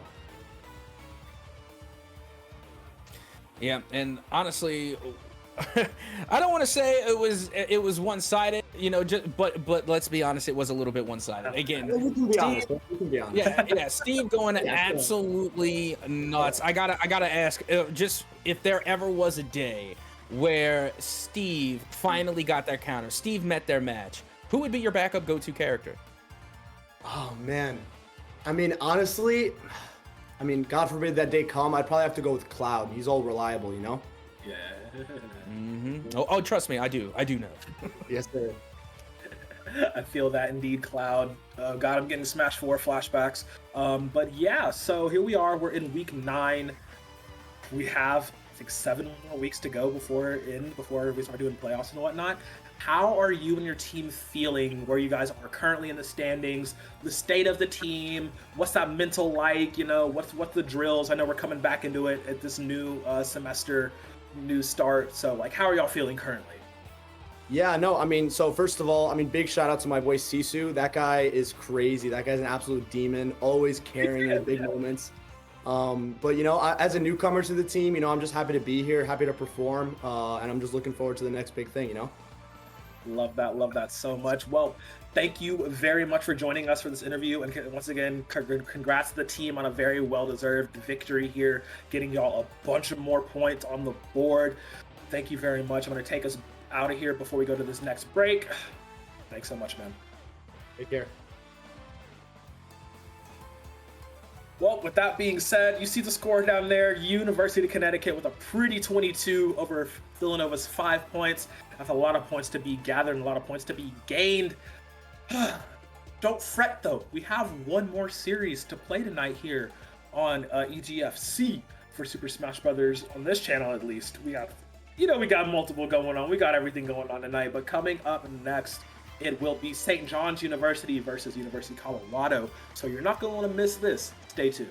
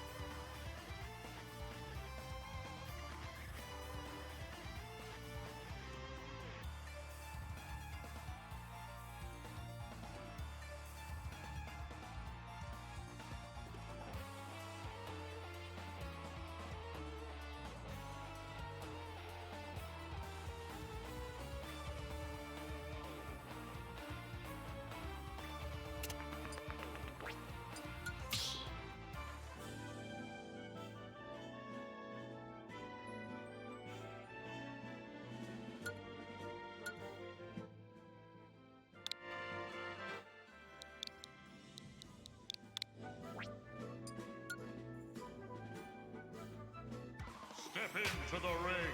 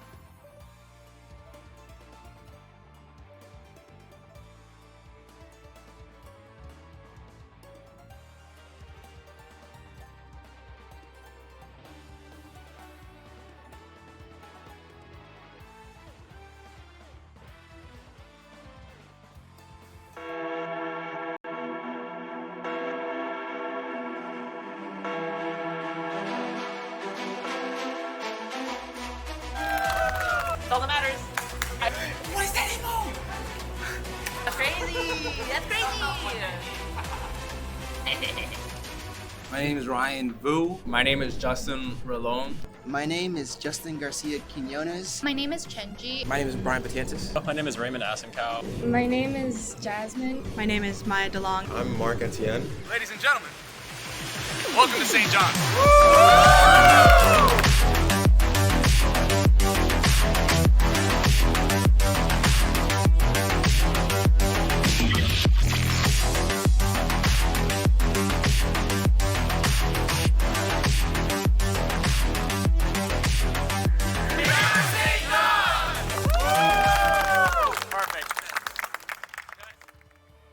Welcome back, everyone. I hope you didn't miss us too much. We weren't gone too long, you know, just down to the store to pick up cigarettes. Unlike your dad, we actually came back. So we're going to get into series number 2 here between St. John's University and University of Colorado. This is going to be a banger. We just saw St. John's in the Vincentian Cup, and they were having a blast. they were doing some fun things, and we do have them back for our regular EGFC scheduled action. University of Colorado, always fun to watch. Got some banger players on that team. So, Cap, are you ready for a lot more smashing action? I certainly am, and to be completely honest, I hope SJU, University of Colorado, can deliver, because the bar was set pretty high in the previous matchup, but don't see SJU play. I know they're about to bring the ruckus, okay? I'm just teasing, all right? I'm trying to debate these teams into just bringing the absolute best play that they can. Now, with that being said, University of Colorado, I haven't seen much of them, but I have seen SJU, so I know this should be a decent matchup no matter what. Ooh, yeah, Colorado, they're pretty nasty. I will definitely say that for sure. They're one of the, I think I've casted them like second to most so far this season. Definitely a big fan of them. I love, I want to like make a meme with like, when does In play? In Harmonia, playing Robin is a thing of beauty. Literally love to see them play all the time. But yeah, they just have a really nice team, a lot of really good players. Same for St. John's. Like, so this is a really, really good matchup between two really strong squads. We're going to get into it here very soon. I'm interested to see who's going to start, what the rosters are going to be. So like I said, this is going to be a fun one to watch. Definitely. You're in for a treat. Well, good, because I am ready to get this one underway. And again, I'm really interested to see these character picks, because again, we got to see a couple of nice ones. You know, we got to see some unorthodox ones, and we've got to see, of course, the ones that we already know, Steve. Again, Game & Watch, you know, a little bit of Diddy Kong here and there, you know, some Lucario here and there.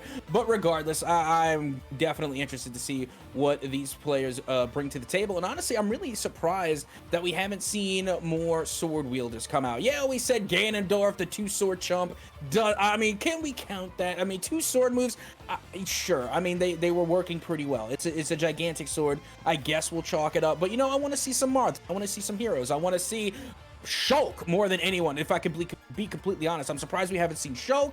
And again, for, you know, maybe I would say Sephiroth and Cloud, but again, I think that's just my Final Fantasy geek coming out in me. But regardless, you know, we're talking to Pace not that long ago, and they were wanting to bring Cloud out. So, you know, I'm interested as to why we haven't seen that just yet, but let's get this one underway. Look, well, you're in luck. I'm about to say, yeah, you're receive. Once again, Captain called it. Let's go. Yeah, I was about to say, well, if you want more swordies, you're in luck, because both of these two squads have some players that love to play our Fire Emblem mass roster. Lots of Byleth play, Void, Marth play. There's an Ike player on Colorado Indoor, loves to play him some Ike, as well as there's just, you know, a wide variety of different players on this. So definitely you're in for a treat here if you love you some swordies like I know you do, Captain Ahsoka. So we're going to get into this. It's going to be dope to see. And yeah, like I said, you're in for a treat. It's the battle of the East versus the battle of the West. St. John's holding it down for the Northeast. University of Colorado repping the Mountain West. We're going to get into this right here, right now.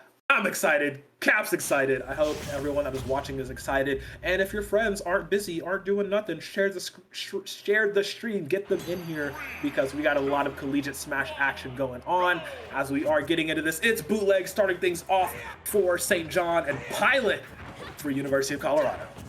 Well, here we go. Game number 1 well and underway. In decent exchange here so far, of course, with these 2 sword wielders.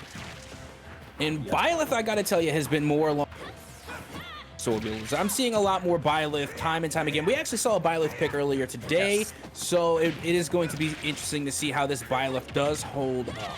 Okay, so Byleth definitely rocked the meta when they came out. Very considered in the top tier area. It's just very difficult character to play, rather. Lots of options, literally multiple weapons they can cycle through, multiple forms, etc., etc. So that provides a plethora of options and coverage available. It's just knowing which to do. Whereas with Roy is our boy, as the meme goes. Very straightforward, very, easy to grasp. More so the full blade, not a tipper like most sword characters are. They do more damage if they hit with the tip of their sword. Roy, with that reverse grip, he's all about that full-bodied action. Every part is going to be doing basically the same amount of damage, but he's very explosive, holding, the flame of truth and whatnot. But has so many tools to deal with, as you are seeing here. Bootleg managing to rack up massive amounts of damage. Great sword into the up B down throw. Bootleg drawing first blood here. You get some of those maneuvers, some of those plays that just, they cause a facial expression. They cause a reaction. And if you could see the face I just made after that nasty move. Ooh. I can, my boy. You were talking about that was nice right there. Oh, it was. And, and again, a nice rebuttal just coming from Roy in order to equal this one up. This is what I love about sword wielders right here. This back and forth action between the two. This is what I come to see. The back air from Bootleg was so nasty. Okay, let's see what they can convert it. But yes, I love a good sword-on-sword clash. Especially, I just love Fire Emblem. This is not a plug or anything at all, but new Fire Emblem game, actually pretty nice. I had my doubts on it before, but bringing back classic characters is always fun. But that's neither here nor there, because it's time for some fiery smash action. Ooh, great shield tech from Bootleg. Gonna go to the air here, but until we'll secure a knock-up. Pilot has that counter always in his pocket, but it's so hard to actually get that out successfully versus a Byleth. He will get back on the stage. Good roll through though, but once again, actually hit the stage this time on the second part of the B, so he will survive for just a little bit longer. Dodges over the aerial hit. Okay, neutral air will land as well. Good roll through. He has such good reads on these roll throughs upon landing. Going for the offstage, misses the forward air though. Does not die, surprisingly, holding onto that second jump like a pro would. Back throw looking to be the end of things, but like no, will not get the kill. Not go for any offstage plays, surprisingly. Both going for an up tilt, trying to make something happen there. Pilot at a very high 164%. Looking super scary here. You would think he would die, but Roy has a little bit of heft to him, but not hefty enough as Bootleg will once again secure themselves the stop. Yeah, but you already know Roy can come in and just even that right on up with a solid smash here. And again, you're looking currently at Bootleg, who finally is able to recover, puts themselves back center stage, is able to get some chip damage onto Pilot, but again, they are in that danger, 130%, and all it is going to take is one successful counter attack from Roy to get back even in stock. Yes, that is true, but also you have to keep in mind the power of Bootleg. The spear attacks do so much damage on tippers. The axe, God forbid he breaks out the axe, that's going to spell doom for Pilot going off stage here. The up B, it crashed him into the stage, so won't actually get the kill. Pilot could seal the deal right here. Looking for those lance swings once again. There it is, the lance, I told you about it. Gotta watch for it, and that will seal the deal. Bootleg taking game number 1 here with the Byleth pick, the Professor. Byleth, say less. That's going to be a game 1 dub going the way of course, Byleth and SJU. And this is what I expected. I knew SJU was going to bring the smoke and bring the fire, and off the rip in game number 1, they bring out Byleth. And honestly, I can't think of a more perfect matchup to go up against Roy, just because you have that extra little bit of reach, whereas Roy, on the other hand, they have some ranged abilities. They can break out the fire, they got an up B that can cover a good bit of distance, but overall, going up against a Byleth, you're not going to be able to really control the zone and get in close enough to deal a lot of damage. That spear, the sword whip, whatever you want to call that, just gives him so much reach and so much control over the entire stage. It's just too much to overcome for Roy. Yeah, that's one of the detriments, I would say, that the other Fire Emblem sorties don't have over Corrin, Byleth, and Robin. It's they're pure sorties. They have to get in close. They can only use their sword techniques to do anything.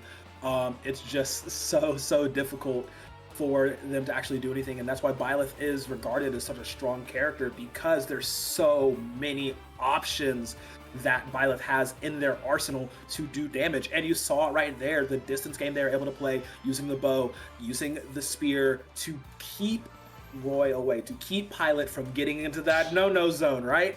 And unfortunately, Pilot was not able to. It's not an unwinnable matchup by any means. It's just very difficult for Pilot on this Roy to make it happen. And yeah, Bootleg coming fresh off of their Ascension Cup victory. Just he's playing a little nice. Yeah, and now the only problem is how are you going to counter? How are you going to counter the Byleth pick? Now, I'll be honest, because I've seen it done on the EGF before, more than once, when I think of a counter to Byleth, my mind goes immediately to Min Min.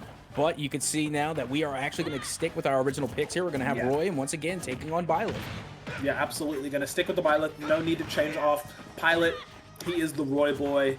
He knows how to play this matchup. You kind of have to when you're a Fire Emblem character player, but just to see what he can do here as Bootleg is already in control heavily here in the first few moments of this game number 2.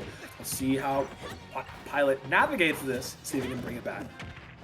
Yeah, and good grapple there, starting things off, being able to get the forward throw, and now dealing just a little bit of chip damage by getting it in a lot of these dash attacks.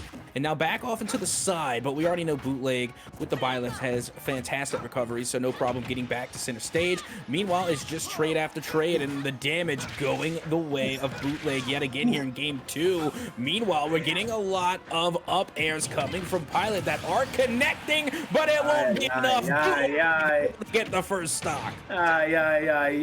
Take the man out, throw him away. Bootleg gonna do very well. Gets a wrong read, up speed, wrong direction. Pilot spot dodging out. I will say though, once Pilot gets that rhythm going, once Pilot can actually start to get those combos happening, he can bring it back in his direction. It's just gonna be extremely difficult for him to do so here. This Bootleg on the Byleth. You guys neutral, jump in. Okay, aerial hit. There's the strong one he was looking for. Gotten most of that on the body of the blade. Let's see what he can do here. Looking for the down air. Not quite getting the timing. Ooh, there was no down air coming out from Bootleg. Managing to miss that as well. See how well he could convert this. Bootleg sitting at a high 162. Dash attack from Pilot will finally seal the deal, but he's sitting at a pretty medium 83% right now. Himself gets tackled up again. Now it's at the 101 mark. Bootleg knows they can put this away, but Pilot not giving up an inch.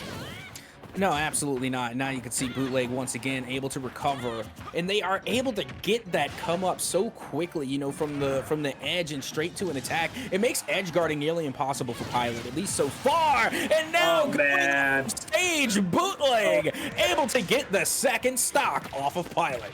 Oh man, yeah, that'll do it for sure. Get him a second stage. Nice sword toe poke to Bootleg off. Gets him up there. He's at 90, so always a kill threat from Roy. Just got to make sure he lands everything. Nice chain of events from Bootleg to throw him back that way. Pilot rather, rocking Endure Zach. We'll see Endure later. We'll see that man later. Ooh, goes for a charge side smash. Not going to work here. Gets him out with the jumping short hop neutral air. See what we can do. Dodge for dodge, shield for shield, but it won't be enough as Bootleg with the fancy footwork and the spear victory to claim himself a 2-0 here in the first game in the second series. You see all the weapons right there. Bootleg got him on lock. Oh, absolutely. And again, that's just what makes him so dangerous. It's because of the versatility coming from Byleth, being able to not only, poke you out towards the edge, but even if you try and get in, they're definitely formidable of going toe-to-toe in those close quarter combat situations. Take a look. Time and time again, we got to see some fantastic footwork coming from Bootleg. Oh yeah. It's just his dodging is so on point. The man knows how to play his spacing correctly. He just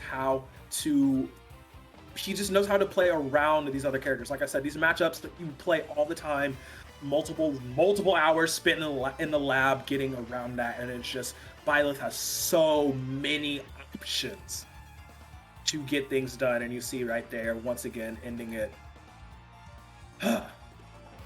That's some good Smash Ultimate.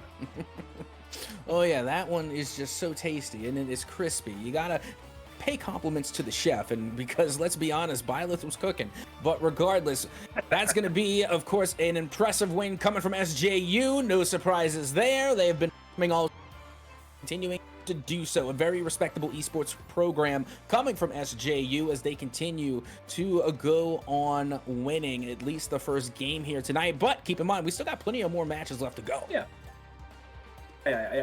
We got a lot more to go. We got a lot more. We ain't done just yet. Again, as we get our next player set up. When does Endure play? That's what I'm looking for. Show me the boy. Give me Mr. Endure. Also give me In as well, because I want to see that Robin action, because literally such an insane player on this character, showing me things I didn't even know you could do. But yeah, more sorties for you to be coming soon, I promise.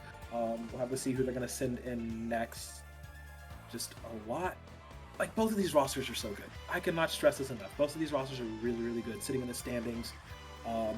They're honestly not too far away from each other, I don't believe, in the standings-wise, but they're just... Yeah, they're, like, right on top of each other, I want to say. Like, in that middle-of-the-pack bracket. So, like, this is such a great match for tonight for us to have, as we are getting everything set up between these two really, really strong universities with really, really strong players in their teams. Yeah, honestly, once again, I'm excited. We already got to see some fantastic picks coming out. The Swordies started to come out. Of course, we got to see Roy and Byleth. And, you know, going forward, it's going to be interesting to see what else they bring to the table. One of the picks that I really liked watching last week, or at least during the Venetian Cup again, was that Zero Suit Samus. I'm just a huge fan of Samus, and honestly, the Zero Suit just goes a wee bit harder than, you know, default Samus. I mean, the suit is cool, but let's just be honest, Samus can work a little bit better without it. And also, going forward, if someone does bring out Steve again, I'm just going to be curious as to how they will counter it, because even Pay said themselves they couldn't find a counter. I don't actually think anyone on either of these rosters is a Steve player. Wait a minute. Is it? It is indeed. I got the confirmation. My boy Endure rocking the Ike. Mr. L popping back in on his patented Pikachu. This is going to be a really fun matchup for sure. But yeah, I don't believe anyone on either of these rosters play Steve or will commit to Steve anytime soon, unfortunately. But we do have a really, really fun matchup here between Endure and Mr. L from both of these squads. So, Cap, sit back, relax. We got some fun coming. I mean, I don't think I'm going to be able to relax. Not with this type of matchup here. You literally have nearly two completely opposite playstyles here. You got a Pikachu and an Ike. You know, that is literally just like opposite ends of the spectrum kind of meeting there, almost. I want to completely opposite, but I'm sure there's some middle ground to be had there, but not much. And to be honest, it was so interesting because, again, I've been a fan of the Pikachu pick for a while, you know, been around the Smash community for a hot minute, and, you know, I have recently been won over by Pichu. I slept on Pichu. I'll be the first to admit it. I slept on Pichu. I was like, you know, why Pichu? Pichu's better. But no, recently my mind has been changed thanks to the EGF. So it's interesting. I think Pichu is just as viable, if not more so. So again, I'm really excited to see Pikachu go up against this Ike pick. Well, okay, so I will say in the very beginning of Ultimate's life, Pichu was very much picked over Pikachu for a myriad of reasons that I don't have the time to go over. But Pikachu definitely, as the time has gone on, as with currently where we are, definitely is the better of the two mice. But yeah, I still love Pichu. I still have a lot of natural reflection playing both of these characters. But Mr. L's Pikachu, this is a different beast altogether. As we do see, we're getting into this. Let's see how well Endure can play around the mascot mouse themselves.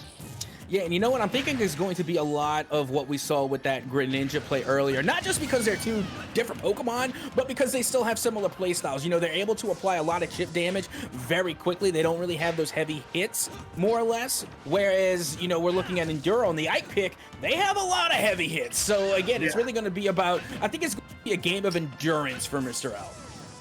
Yeah, it's going to be interesting because Pikachu cannot eat a lot of these hits from this big boy Ike. It's just tough to say, but Endure, much to his namesake, can endure a lot of damage, can take a lot, but he cannot take a fully charged forward smash from Mr. L, and that ties it up back to 2 stocks apiece.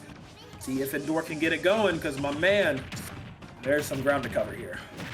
Absolutely, and now this is where Pikachu is going to do the most damage. If Pikachu can get you off stage, those Thunderbolts are going to be an absolute nightmare, but they don't even need it because Ike's recovery, not that great. Just get them off stage far enough and they will fall. Yeah, that's 100% it. Endure, unfortunately, on the recipient of some shenanigans, will lose himself. Now he's down to 1 stock, has a lot of ground to cover. If there's someone that can do it, it is this big man himself, the captain of the Bandits, the captain of the Royal Guard. Let's see what he can do. He's getting comboed here. Mr. L knows he can take this. Misses the Thunder, though. The pivotal keycap into that combo off stage. Not going to work here. Ooh, short hop, forward air, not going to work. See if he can cover. He has to cover a lot of ground. Yep, that they do. And now you can see Endure finally getting some counterattacks underway, but avoiding going off stage. Interesting. And you know what? Going up against Pikachu, I do not blame them. As you can see, once again, Mr. L forcing Endure off stage, trying to edge guard here. And remember, if they can get them off stage enough, that's when we're going to see the Thunderbolts really starting to reign in and apply a lot of damage. But the up smashes from Endure is able to juggle Mr. L all the way out and get a stock off of that Pikachu. Yeah, he manages to get that. Now he's actually in a decent spot. Oh my god. If he had dodged that last attack right there, I think Endure might have been able to do something a lot better. Side B to get back on the stage, but Mr. L's on the chase. Ooh, looks for the sweep, does not get it. This is a sticky situation because Mr. L is in a considerable amount of danger, but so is Endure. He's not able to escape the run-up grab, gets back thrown, managed to get back to stage first, goes for the jumping forward air. Endure has to make something happen here if he wants to claim victory for his squad. It's a difficult time because Pikachu is a speedy little mouse. Managing to parry the Thunder Jolt, looks for the up air, not going to connect to the second one, jumps forward air, there's the second. Oh, Cap, he's looking for the finisher, he's looking for that finisher, he's on stage, has pressure. Looking for these short hops, shielding through everything, gets tagged up on the backside. Dodges the arrow, no! Misses the scoop. Oh god, this is so dangerous. Wide swing. Oh, there's the dash attack though. This could spell danger. Oh my god, he gets back, he's going to get back though. Down throw actually launching him 155. No Thunder from Mr. L to follow through. Gets tagged, just falls short of the run-up grab. Oh god, I'm gonna choke on my tongue from talking about the frequent action. There could be a neutral air, not gonna kill. It takes a lot of damage from Pikachu in order to get elimination here. You're seeing it, it's self-evident, but finally, there's the skull. I can take no more at 175% damage. The dash attack finally is enough to send Endure off stage and secure the first round win in favor of that Pikachu pick. That was frantic. That was really close. Like, there was some, it just felt like Endure was trying his best to look for an option, look for an answer here, something solid to get that last stock that he needed, but unfortunately was not able to do so. As like I said, Pikachu's a very speedy mouse, very annoying to get up front and just on you at all times, and Endure unfortunately was not able to find the one little squeak. Even if you just a little wet fart of a forward smash could have killed Pikachu, but unfortunately it just was not the case, and Endure unable to find that victory. And Mr. L is going to be real happy about that because he was sweating on that last one. Yeah, so if for whatever reason any of these players ever ask for advice in battling Pikachu, just make sure you get out the wet fart so that way you can get that stock elimination. I will forever remember that in my in my Super Smash analysis. I will constantly remember to land the wet fart. But regardless, we're moving on into game number 2. And let's see how this matchup is going to go down. It's going to be a rematch between Ike and Pikachu. Yes, both of these two very much only play one character. Rarely would they ever switch. Let's see how Endure does on the stage, because it's a little bit, it's a significantly smaller. There's no double platforms to really work with here. But that kind of favors Mr. L because Pikachu's so speedy and just such a rushdown type character that Ike wants to get these setups going is not going to be able to do so. As you see, Endure's has basically been on the run since they dropped from the platform, and Mr. L definitely has been able to put the hands to Ike. Yeah, and for a moment there, we actually got to see Endure curb stomp a Pikachu, which is interesting. It's something I never really thought I was going to see, but we just saw it live, and now you can see Pikachu with the back throw, able to get Endure off stage, but the recovery from Endure puts them right back and up on top. Meanwhile, you can see Mr. L dropping back down low, and we're literally even as of now until that up throw does land, and now you can see the juggle coming from Endure is enough to get the start off of Mr. L. Okay, he did it, but now he has to survive for a good bit because Mr. L is always going to go for some revenge immediately off of the respawn platform. See who's going in. Takes a little bit of a tickle. Endure's in at 86%, but yeah, really good that he gets that first stock because Endure is a very tempo-based player. Once he gets that first stock, he has a little bit more confidence to play a little bit more loose. You know, move the shoulders a little bit as he does. Go for a raw on-stage Aether. Very rare to see, but like I said, he has that confidence to get a full charge of the side B. Dash attack 2, it's danger zone time. Mr. L sitting at a 75%, not where you want to be up against a very, very headstrong Ike. Yeah, I gotta tell you, I think this map might actually be working out in Ike's favor simply because they don't have to do as much chasing for Pikachu in order to get back within range to deal that heavy damage. Meanwhile, you can see Mr. L is within kill range, but Endure has been within kill range for quite some time. And we remember back from the previous game that it literally took 175% damage for the dash attack to finally kill. But meanwhile, you can see Ike dealing a lot of damage to Pikachu, now puts them past the 100 mark. You got the backswing on it. Okay, Endure looking for that just solid jab. Will take a lot of damage from the combo. Side B, not gonna get beat out by the charge forward smash, but the dash attack, there it is. That hard-headed Pikachu will claim herself rather, another kill. We are getting into it here. 2 apiece, but Mr. L sitting very high on that damage. Goes for the side combo, the tried and true. Not gonna be able to finish it off. Dodges the thunder, misses the dash attack. If that dash attack had hit, might have been a kill there. Up tilt there. Side B the other way to get just at some range. Up B to get back on stage. Mr. L having to use a lot more options to get back. Not out. Not by a long shot. Definitely not out. Carry the bulk. Look for the jumping forward air. Oh, downswing, gonna do a lot of damage, launching him. Endure looking for one more answer. Put himself back in that lead that he had for a decent amount of time in this game number 2. Mr. L playing very, very well.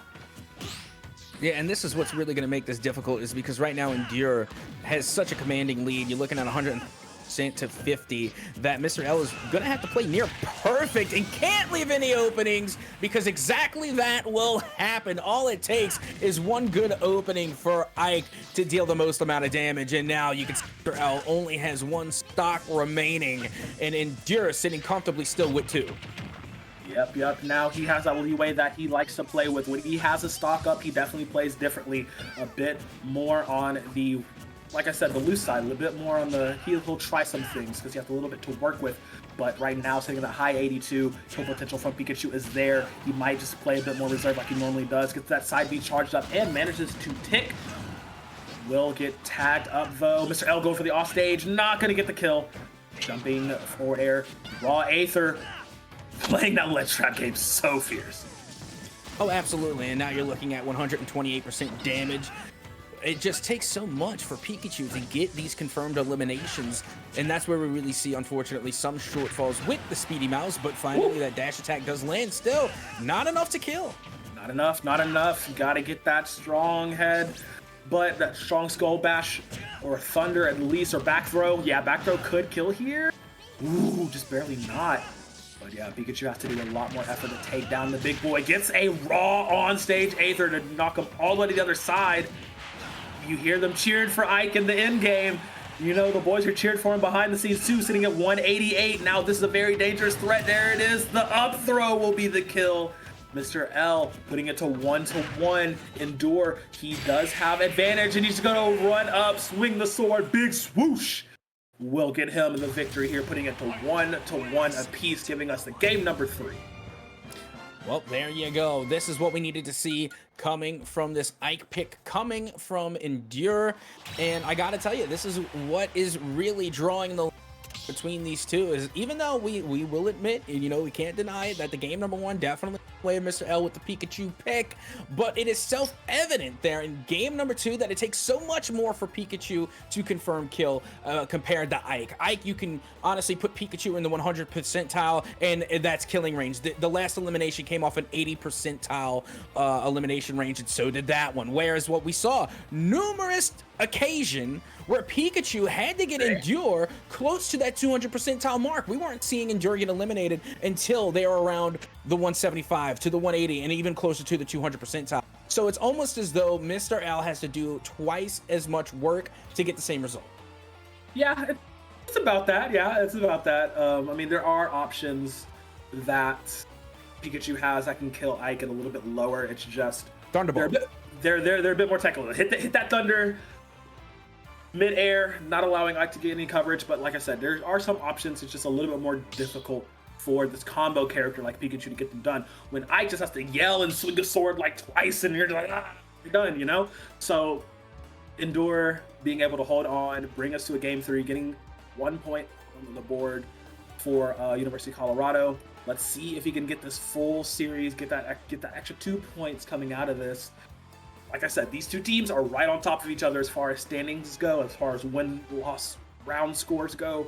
They're right at each other's throats, and you can see why, because both of these two teams, strong players, very much evenly matched. Yeah, so far so good. You know, for SJU, at this point, you can see they have a 7-1 split over the University of Colorado, and finally we see the University of Colorado start to answer back, and now they can answer back in a major way if they're able to pull off this reverse sweep against Mr. L. But let's see, they are going to be sticking to this pick, tried and true. Once again, it is Ike versus... Yep. Gonna stick with their signature picks here. Stay with both of those characters that they know so well. And once again, back to the stage. Or now we're actually the Town and... I always get Town and City and Smash Run mixed up, unfortunately. But now this has the more platforms, so there is a little bit more to play around.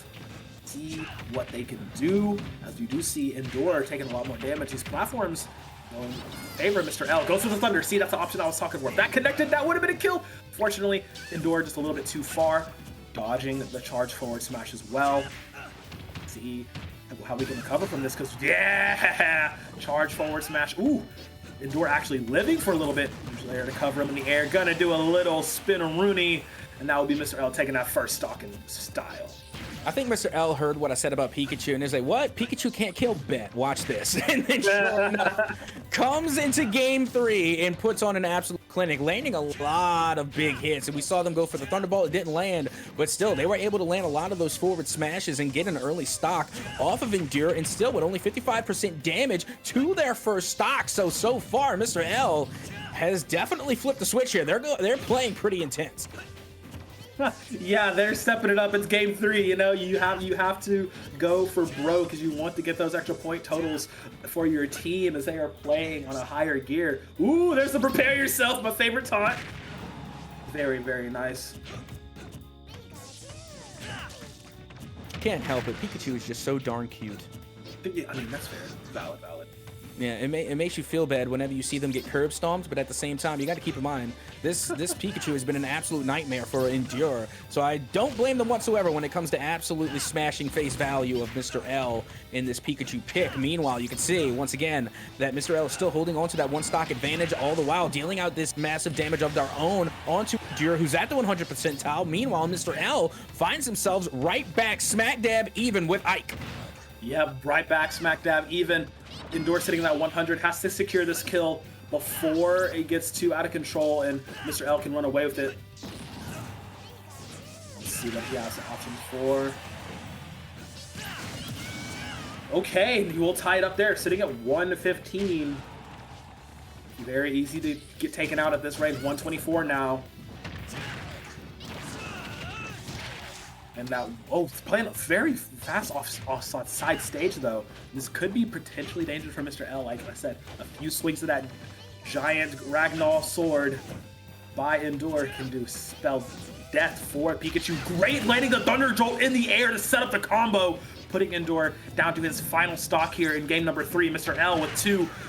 Now this is the time to turn it up for both of these players. Endor has to find an answer to bring it back to even and then overtake Mr. L. He's got to get the combos going. He's got to get a stack. There's the up tilt. He has the stack, goes for the third, but puts Endor 67. Side aerial, look for the side smash. Not going to land this time. Endor sitting at 84. Mountain to climb here against the magic magnetic mouse. Yeah, and so far they are putting on an absolute clinic, making the most out of this second stock. Meanwhile, Endure now at the 100. That's it. Whoa, he gets smashed, Oh! able to recover. Oh my goodness, his DI was perfect for that one to survive through that. Will live for just a little while longer, but you gotta think it's the end of times for Endure. He can't endure for too much longer. This is Mr. L has everything charged in the bank. He caught him in the air and he'll bring it to the ground and send him straight to the sky, picking up the 2-1 victory for St. John's here. He's gonna take a little nap afterwards after all of that hard work. Yeah, Pikachu there used the tail whip and it was super effective, able to get that last stock off of the Ike pick, off of Endure, and Endure could no longer endure. That's going to be the end of that matchup, and a well-deserved GG's going once again to SJU. I feel like we use that one a lot. I know he's tired of the name puns, but yeah, it's just once he overtook him right here at this 137, once he caught him in the air with that Thunder Jolt leading to the one of Pikachu's tried actual true combos, managing to get that kill there, and then yeah, it's just he couldn't find the answers he needed. No counters used, unfortunately, from Endure. So very nice job by Mr. L. But yep, just follows him through, and yeah, twice in a row to seal the deal. So that will be more points going the way of St. John's. Oof, University of Colorado, not down and out just yet, but definitely teetering on that little danger zone. Yeah, and again, you know, you say what you want about the name puns, but you know, fun fact is that name puns is like 50% of our job. 50% is gaming analytics, esport analytics, okay? And that, you know, that's 50%. The other 50% is all name puns. So even if you took away the name puns and we did 100% of that other 50%, it's still a failing grade. We need the name puns. Otherwise, we can't do our job. Can't do it to the capacity of which we need to. I just did the math, and yeah, it checks out. The math checks out. So you might be right on something there. Yeah. Well, either way, we do have a little bit of conundrum here for University of Colorado. If they want to take this series, they got to win every single game hereafter. They have to get these next 3 games for their players to win. See who they decide to put in. I want to hopefully it's in Harmonia. I He's want to the hero we need. Or just what kind of way? Which brawler are we talking? Like we just talking like Mario? We talking Mii Brawler? Mii Brawler. If I had to be specifically Mii Brawler. If I had to be specific, it would be Mii Brawler. I want to see Mii Brawler come out and, you know, make waves. You know, that was you got to see just about everything else, and you know they're coming up with counter after counter after counter. And now we're seeing, you know, the speedy pick with Pikachu starting to reign supreme, but we need a counter to that, and I think the Brawler way to go. We did get to see Captain Falcon. So, you know, that is a win. You know, that is a win for the Brawlers, but you know, I want to see some technicality here. I want to see nitty-gritty. I want to see boxing. You know what I mean? I want to see them throw hands. That's what I'm waiting to see. Let's see, if I were to think of anyone on the Colorado lineup that would have a pocket Mii fighter, it would probably be Katsuji, or well, Pilot already played Spino. So okay. Hang on. Question. Okay. So we does Wii Fit Trainer count as a brawl? Yes. Okay. Because I don't know if you remember, but not so long ago. Yeah. No. I know what you're talking about. Like, sure, she has some like projectiles, but like, no, Wii Fit Trainer went hard like 2 weeks ago on EGF for Super Smash. Yeah. And I was nothing short of surprised. Like, Wii Fit Trainer took down Cloud, and I would never in a million expect that to happen, but sure enough, it did. Again, I get you. Wii Fit Trainer, like, okay, good Wii Fit trainers are literal just like the unsung heroes of a bracket, because they can just surprise you and you'll be like, who even plays this character? And like, they have put in hundreds who even plays Wii Fit? Like, what are you talking about? You know, No. I had one. I will admit I had a Wii Fit board. It was fun. I was about to say, does it look like I have Wii Fit? I mean, come on, bro. Let's be real, you know? Let's keep it a buck. I mean, look, some people partake. Who knows? It's just. But we do have word that we have Zerosian coming up from Colorado, who is one of my favorite Samus players in this league, I will say.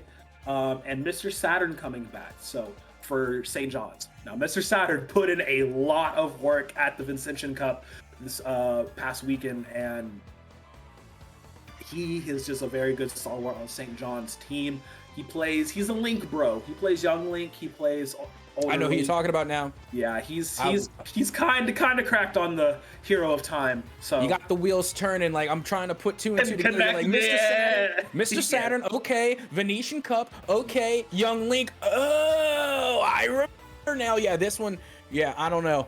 I'm sorry. Like, as much as I root for the underdog University of Colorado. I got faith against this young Link. I don't know, bro. He's very strong. Like, I mean, he has a strong young Link, has a strong Link as well. But Zerosian on this Samus is nothing to scoff at, because if there's a character that can deal with a lot of Link setups and a lot of projectile game, it would be Samus herself. The space pirate hunter. Just, we need a new Metroid game, first person, please. Nintendo. Why first person? No. Because Metroid Prime was literally one of my favorite games ever. Metroid Prime 2 in particular. Okay. Metroid Prime 2 in particular. Okay, we're still waiting on Metroid Prime 4. They said coming soon in production. That was like 5 years ago. The last time I played Samus, Homegirl was like battling demons and stuff, okay? Where the pirates came into play, but yeah, no, I was playing some Metroid Prime on the GameCube. I remember them days, and it was litty. It was good. Yeah. But those monsters were definitely not pirates. Those were like booger monster space demons. I don't know what was going on. What are you talking? I mean, it's aliens. Like, what? You're gonna xenotype an alien? You're gonna say they have to look humanoid? Come on now. They don't have to. They got some wings and some tails and tendrils. Hey, all I'm saying is that they were scurry. That's my point. They were scary. They were spooky. Okay, there was points in this game I never thought I'd be frightened by a Nintendo game, but sure enough, it happened. Yo, do you think a Samus arm cannon would be like a dope tattoo to have on your forearm? Like, if you can make it look good, otherwise it's just gonna look like cannon with a. Well, so like I already have the Master Sword. I don't know if you can really see it. I already have the Master Sword at the inside of my forearm. It also looks like the Deathly Hollows right there. Yeah, I got 2-for-1 special. No, it wasn't actually 2-for-1. But no, just have it like, just like on the back side of your arm. It'd be piece. I think I could sit in for about a 3-hour session on that one. Get a nice color on it, have some like cool looking lights and whatnot. But we're into this game. It's gonna be button check first, just gotta get the sticks right, gotta get everything going. As we do have to do as the game goes. But yeah, Zerosian on the Samus for Colorado, looking to actually get the first series win for them today. Mr. Saturn looking to just keep up the pace that St. John is at, so he can go ahead and just put them at that point threshold. Cap, we got a little bit more to go before we're done for the day. And honestly, what a way to keep it going between another frantic, Fast and Furious fight that is upon us. Fun fact, this map is actually my green screen background. I noticed that. I noticed on your green screen. Yeah, you have Battlefield as your background. Yeah. And I think it's befitting, but regardless, honestly, this is how you know this is going to be an absolute banger. When the warm-up was scary to watch, you know what I mean? Like, even watching them in the warm-ups, the button tests, I'm like, I'm glad I'm not playing. I'm glad I'm not in that. I'm glad I'm on the sidelines and I don't have to be on the other end of the sticks, going up against this matchup. This is going to be nutty. All right, this is going to be an absolute I don't want to say blowout, because I don't think it's going to go one-sided which way or the other, but it's going to be. It's going to be dope. It's going to be fun to watch, and we're getting right into it. Going to that battlefield. Let's see how Zerosian does up against Mr. Saturn. Off the bat, charge shot into double up air. Forward, they're not going to connect, but look, both of these characters are going to do a lot of similar things. A lot of projectile spam with a little mix of rushdown in there. So let's see whose firepower reigns supreme, rather. Is it the high fantasy of Young Link, or is it the future sci-fi tech of Zerosian on the Samus? Well, only time will tell. Still just about even, you know, still early on though, but you can see the percentage is spread relatively evenly, and now out come the projectiles. The bomb already the first one to go. Now the boomerang does meet the plasma cannon head on, and even though typically you would think that the plasma cannon would win there, somewhat of a trade. Meanwhile, the bombs are going break as the edge guard coming from this young Link, now going off stage with the boomerang and the bomb to follow up. Oh, the tipper! Up big combo. Okay, that last tick of the up B not getting the kill, but now there for sure seals the deal. Mr. Erosion so nice, had to do it twice, set up the bomb down A, up B combo, managing to draw first blood here in this series. Is Erosion. Now he has to turn the tide of battle in his favor. The projectiles from Young Link come out just a few frames quicker than anything that Zerosion can get out, but Zerosion's do a lot of damage. Just the more charge on the charge shot, the more projectile density it has. So the light shots will be stopped by the boomerang, stopped by the bomb, stopped by the arrows. The heavier charge shots will not. So that's something they have to look for consistently if you are Mr. Saturn, sitting at a high 122. Zerosion can definitely seal the deal with a full up charge shot, managing to get that, putting it back to 2-2. See how long he can survive here before Mr. Saturn gets that patented combo going. But as you see, he's already off to it. Now, see what oh my goodness, nearly being able to confirm there, going off to the side, trying to use the bombs here, does recover. Now the flamethrower has got to be one of the best recovery moves, I think, in Smash. Being able to come up with the flamethrower in order to protect against the edge guard, I think, again, is just one of the best recoveries in Smash. Well, that's just one of the, it's just a forward aerial. That's even the worst part. She literally just uses it for horizontal distance covering, but like it tracks whenever it hits. So like it has a very nice hit stun. It has a very nice tracking with that, and like it can be comboed into things. Dash attack, shoulder bash is there. There's another jumping forward aerial, trying to get more damage onto a back throw here. Yeah! Seal the deal, looking for the bomb spacing. More ball bombs just to do it. Super missile not going to connect. If that connected, that would have sealed the deal 100%. Goes for the grab off stage, not going to land quite. Timing isn't there. Down A goes through platforms. You have to watch out for that, my guy. Gets tagged up with a regular bomb. Full charge shot, not going to tag. Both of these sitting at very high percentages. Honestly can kill either. Jumping back air will actually get it. Probably not a good DI by Mr. Saturn. Going to go flying really far from that. Gets pulled by the hook shot. Forward throw to get the kill. These light, usually non-killing maneuvers sealing the deal here for both of these players as they're on their final stock for game number 1. And you know what's interesting to me is that normally when you think bombs, I automatically think Link. But I gotta tell you, the bombs coming from Samus right now are dealing the majority of the damage to this Link, especially when you see Samus get this Link over the edge and get them in the air. And when they ever try to recover, that's when you see a lot of these bombs really start to take place, because this player, Zerosion, is so good at placing these bombs from Samus that when you least expect it, you're automatically seeing like 25 to even 50 damage throughout just from the bombs. Ooh, man, yeah, it's just the damage racks up so fast, and you're just like, wait, I only got hit with like 2 or 3 of those. I'm like, yeah, you did. But it's just something you have to keep watching out for. Is now they're playing the distance game here, both in the 60 area, just trying to spam each other with bombs, getting tagged. Okay, Zerosion has that charge shot in his pocket. See how he chooses to unleash it. Flamethrower not going to land. Fire arrows from Mr. Saturn. They rack up so fast. Looks for the up air, not going for the up B combo to finish. Just some fire arrows off up B to get on stage. Oh no, that was preemptive. That was reactionary. A little bit of a habit, has to drop that there. Now he's in a little bit of a dangerous spot. Off stage, can get caught. Jumping full forward shot to land. Missile loses to Boomerang apparently as he gets the grab back throw. Control that ledge space, gets that ledge trap game that Samus is so good for. Went for a down air, gonna bite him, to say the least. Up B's very much stalled, but lands the forward air. Tried and true, aims the missile downward a little bit. Not going to land on Mr. Saturn, who manages to live. Oh my god, there's a landing. The dash attack though. And launches Erosion to the other side. The blue bombs to get up to the side of the stage. Look for it. This is such a scary situation for both of these players.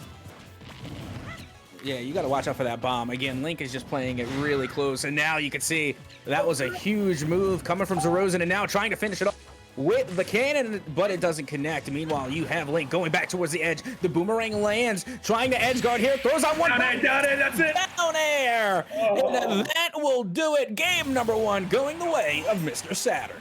Oh man, Zerosion unfortunately making the wrong decisions there towards the end. A little bit of a scramble, a little bit of fidgety fingers, not able to set up his combos correctly, and just will fall to the young hero of time, managing to get the first game here in the series, and that's more points to St. John's favor. Zerosion has to think of something, a different game plan of sorts, to get this series win, because it was very, very close. This is what I'm talking about. When I say these two squads are so close and skilled to each other every single step of the way, this is what I'm talking about. You see how close it literally came down to the wire for this game number 1 here in this third match. Both these players are just so exceptionally skilled. Absolutely, and it really looked like a mirror matchup because they were applying some of the same techniques just with different characters. You know, you have Link, you know, coming in with the hook, being able to get those grapples and then contributing that forward air to get one stock elimination. You see Samus doing the same thing, being able to throw out their grapple, pull, and then all of a sudden get the 1-2-3 hit combo and then follow it up with a forward air. And then not to mention the bombs coming out from both. Don't get me wrong, they're different mechanically. You know, with Samus, you kind of have to like drop them where you are, and then with Link you can pick them up, you can throw them. You know, there's a little bit of a versatility there, but still, you know, it's really interesting to see how much of a mirror matchup actually was when you look back at those replays. Absolutely. And yeah, so it's just, I love Smash Ultimate. The state of Smash Ultimate right now is really, really good. I love where it's been, and like the different versatility we get on these online collegiate level matches is really dope. Also, shout out to EGFH, the high schoolers definitely been playing really heavy, and like we had those championships over this past month or two, and they did a lot of good jobs there, seeing the different metas they bring compared to the different metas that we have in the collegiate scene. Super fun to watch here, as just these squads are just going at each other with such bravado, and I love it. I love it. I'm ready to get back into game number 2. Both these players will probably stick with their characters unless Mr. Saturn wants to switch to Adult Link from Young Link. He's been playing a lot more Young Link recently. It's been working. It's been working. Yeah, it's been working. So I wouldn't switch to Adult Link right now. You're fine the way you are. Don't get me wrong. You're the pro. You do what you got to do. You know, it's no rush to grow. Yeah. I mean, I trust the process, but you know, I'm just saying right now, Young Link looking pretty solid. Looking very, very solid indeed. And let's see how Zerosion can come up with the counter to this, because like we said, Colorado's lacking in points right now. Colorado's not in a good spot. Zerosion has to be that point man, has to be that guy to get those points in the pocket. And I hear the loading theme in the background. We're getting in for game number 2 here. Can Zerosion bring it back, or is Saturn gonna close it out?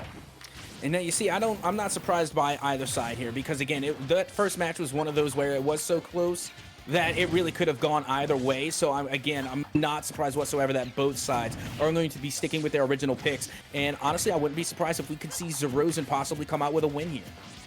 Yeah, definitely. Like we talked about, it's been very close. I want to see him act more on the more melee capabilities of Samus. Get in close. Your normals come out faster than Young Link's for the most part. Don't rely too much on the spacing game. I do know Samus is a tech zoner. Get good catches on the up Bs like that. Definitely watch out for a lot of those, like, you know, just spammy down airs and up airs that Mr. Saturn will throw out. That's good shields there, but now Mr. Saturn playing with a new amount of confidence, knowing that he can take this very, very easily, as he's just baiting Zerosion into trying things that he normally wouldn't try. The dash attack, shoulder back's not going to be there. It's like they're not going to connect either. Yeah, Saturn setting up that control. There it goes. Bomb, boomerang, arrow, bomb, boomerang, and it's just working very well.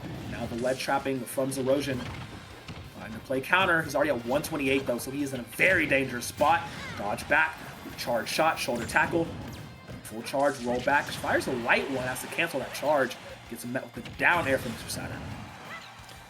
Yeah, but now once again you can see Zerosion going off stage, and here comes Mr. Saturn taking the fight off stage as well. That was oh so close, as the leg sweep does get Mr. Saturn to that 100% towel. Out goes the missile, not enough to confirm, but the forward throw is able to send this Young Link off stage. Now the recovery from Mr. Saturn back center stage, and the up B will connect. Oh man, I wonder if Zerosion going for that charge down smash is an accident instead of going for a charge up smash, because I don't think they come out about the same speed-wise, but knocking Mr. Saturn to the other side of the stage, I don't think this is an original plan there. Now, up B coming out of shield, not killing, was very surprising to me. Mr. Saturn with a good DI, Zeroja sitting at almost 200%. Very, very wary. Both players have rage to work with.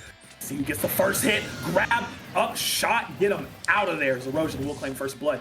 Now he is on the run, having to cool off the jets a little bit so Mr. Saturn doesn't get him while he's still invincible. Gets 2 up airs, goes for 3. Managing to stack that damage real quick. Zeroja showing signs of life. Oh, absolutely. And now we can see Zeroja finally going down after taking over 200% in damage. And that's the first time tonight I think we've seen a player actually go over 200. Look, those Shozo power suits, I tell you, they can take a lot of hits. Got a lot of energy cells going. Let's see if Zeroja can keep this momentum going, as he does trade plasma shots for fire arrows.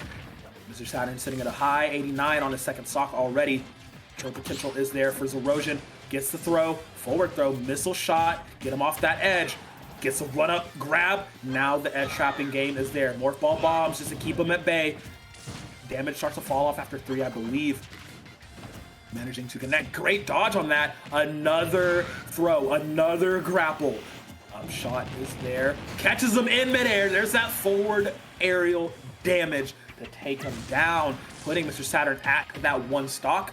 Currently, see if Zeroja can close this one out, get us to game 3, because he's sitting very pretty. 70% on the second stock to stay alive, get as many points as possible here. Mr. Saturn trying not to let that happen. Yeah, and you can see Mr. Saturn still hanging on to that momentum that they were able to accumulate there in game number 1, trying to carry it here into game number 2. Meanwhile, you can see it is going to be Zeroja with that slight advantage, not by much, only 38%. And still, this is very much almost reminiscent of game number 1. This is just as close as you can see. We are still at this threshold of literally just any one solid combo, any one good maneuver, and this can be decided. Yeah, it's at that point now. Both of these players are going to try a similar game plan, and a 2 activates it first. As you see, oh, he didn't grab the bomb. He tried to go for a run-up tether grab instead, and that actually managed him to get some damage and get a little bit of hits done. 80 to 85, final stock. This is game point for Mr. Saturn, trying to get him to a tie point for Zeroja. Asking these combos, has a fully charged charge shot available, and it whiffs. Mr. Saturn will capitalize on that, getting a lot of fire. Raw up B misses, and a charge up smash should seal the deal. Mr. Saturn getting the 2-0 and putting St. John's all the way up on the board. And once again, it just came down to the wire. And you really cannot fault Zeroja whatsoever, because they played perfect. They really did. They played to the best of their abilities, and you could tell that little to no error was had. It was just such a great performance. It was just that much better of a performance coming from that young Link pick, coming from Mr. Saturn. And it honestly, the scoreline doesn't do it justice. You read on paper that it was a 2-0, but when you actually watch the games, you don't understand how close these games actually were.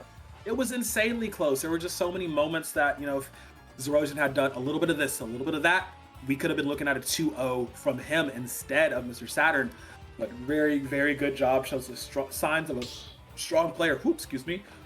Signs of a strong player being able to keep it down, hold it together, and clutch out the win, getting himself a nice amount of points. St. John's at 15. Unfortunately, University of Colorado only with 1 point on the board.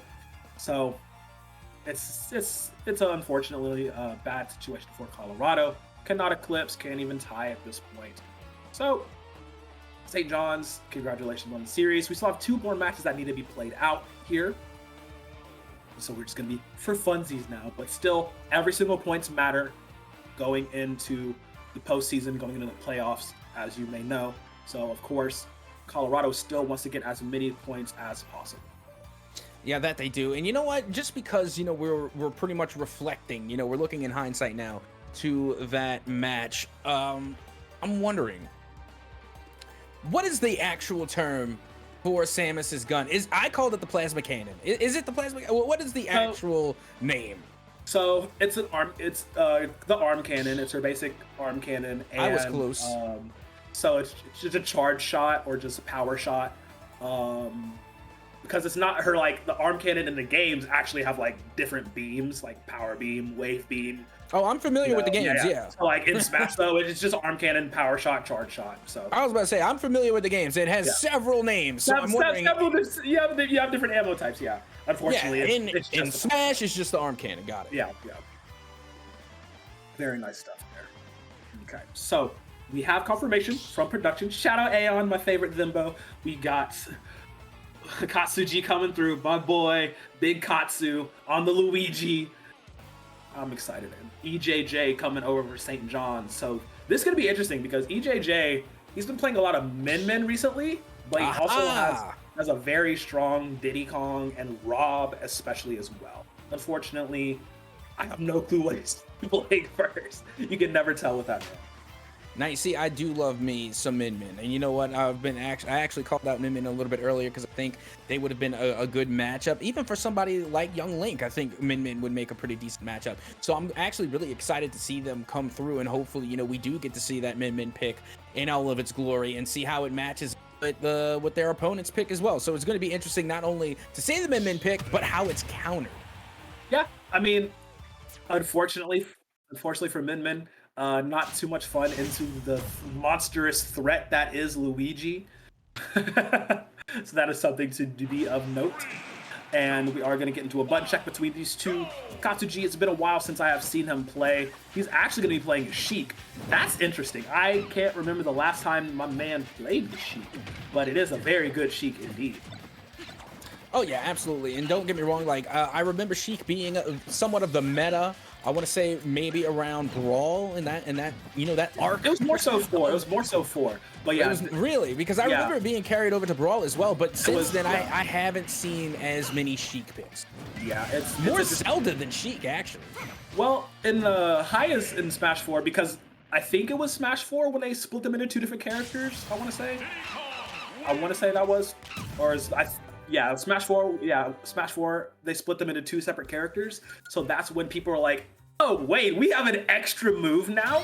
Oh wait, we could actually use down B? You know, like it was just stuff like that that really shone through with Sheik, and like you could not escape the top tier 3 waifus. It was either Sheik, Zero Suit Samus, or that evil witch herself, Bayonetta. Those were the 3 queens of Smash 4 towards the end of things, and it was just, I just have very annoying memories of getting 2-0'd by Sheiks in brackets multiple times over.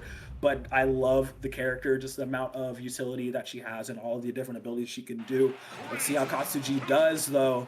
Is EJJ gonna start off? Why would you do this to me? I'm over here trying to talk up your Sheik, and he just debates me, goes straight into his Luigi. All right, we know exactly what's gonna happen here. Get debated. This is a very honest Luigi, I would say, even though he's kind of a trolly character. But EJJ on the Diddy Kong, very strong indeed.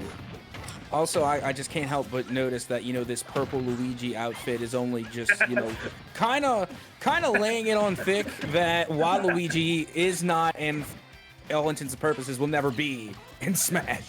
Yeah, I mean, I don't. Okay, so like I was never for the Waluigi for Smash thing, even though he's one of my favorite characters in the Mario-verse. Like, yeah, we have him in an assist trophy, and honestly, that's fine for him because like Waluigi's whole thing is he's not supposed to be there, but he just shows up anyway. So like him being an assist trophy just makes sense. Like he's just a degenerate that's just there. Anyway, R.I.P. Waluigi, never in Smash. Anyway, getting back to the action here, you can already see that EJJ with the Diddy Kong going bananas yet again, using the banana, already dealing out a good bit of damage and really being able to close the gap on this Luigi. Again, a lot of bait and switching. They're throwing out the banana and they're getting the slip on it. And now finally they're able to get EJJ off stage, and what a great follow-up so far coming from Katsuji. Okay, Katsuji gonna get launched immediately though. Those Luigi tornadoes not landing how he wants them to. Great air tech though, but the chase down from EJJ is there off stage. Oh god. Okay, he's gonna stick him in the stage. All right, cool. I don't know who's gonna angle that to try and hit, because that would have gotten beaten out immediately. Up tilt there, runs up, grabs. No Luigi tornado missing again, just not landing. The dash attack is not there. Luigi has a frighteningly strong dash attack. Like, I don't think people realize that. The fire will miss as well. Plunger not gonna land surprisingly. Katsuji eating a lot of damage here. Gets stuck in the bottom of the stage. Where is he? my boy. Okay, will recover back on. This is such a goofy matchup if you really think about it. Like, I love it. Just watching both of these characters play. Tail end, the plunger lands, but the boom, bam, bam from the jetpack will kill Katsuji. Unfortunately, EJJ not able to make it back on the second one. Now they're tied up 2-2, 0-0. Now you see, this is also very interesting because this is literally the battle of the player twos.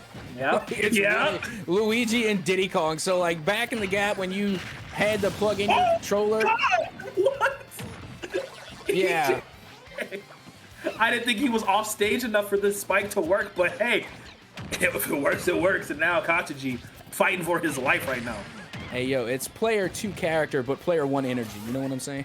Yeah, I know exactly what you mean right now. It's Katsuji having to pause, think, look for answers here to try and bring this back in his favor. But EJJ on his Diddy that has done so much work for him in the past is showing why he's frightening on this character. Oh, the recovery under the slip up. Forward tilt gonna land. Up B. Imagine get on stage. I would have been a really strong up B if it would have landed. Catches him in the air with the monkey flip. Gonna get hit by the chase down. Plunger, forward throw, down throw. Okay. Man, EJJ definitely playing with that player 1 energy. Oh, absolutely. And now going back to work with the edge guard here, keeping things relatively even, but you got to keep in mind EJJ did past tense have the stock advantage, and now it's back even a piece, but still that 100 plus He's dead. Dangerous. He's dead. That will be it. EJJ will. I think he clips into the sun just immediately off rip, just running up and just gonna take my man's Luigi all the way to the stratosphere, and that will be EJJ taking game number 1 in a pretty frantic fashion. Like, this game was very, very much the EJJ show for a majority of it, as he was just able to get the perfect reads and just making everything happen. This backpack kill was so nice. Like, unfortunately, was unable to use the second one to get back to stage as he flew a little bit too far away. But yeah, this is just EJJ really controlling. That spike was so nasty. That was, I lost my mind. I lost my marbles. It was just so clean. Such good play from him.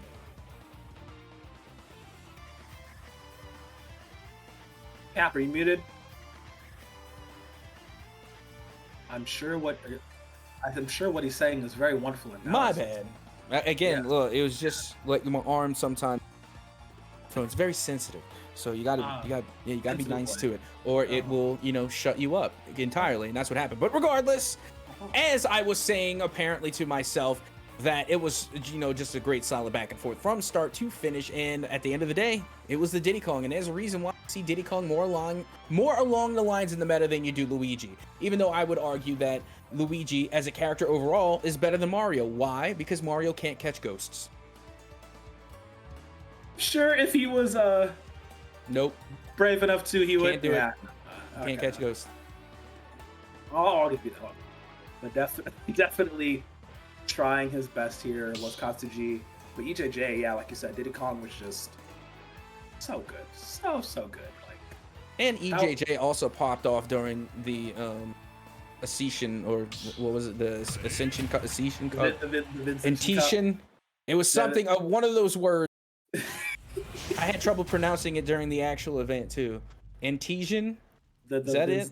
Vincentian Cup? Vincentian. Yeah. It was one of those, I don't even know what the word means. I'll have to Google it later. But regardless, EJJ did pop during the Vincentian Cup. Very much so. Was popping off on the Diddy Kong, just making waves here. And yeah, I mean, he's just really, really good on this Diddy. He doesn't even need to go to the min like he has been recently.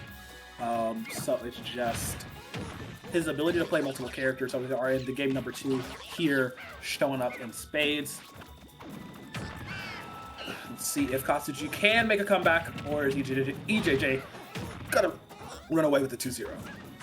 Yeah, getting things started with the Luigi native being able to land one, but unfortunately whiff the other.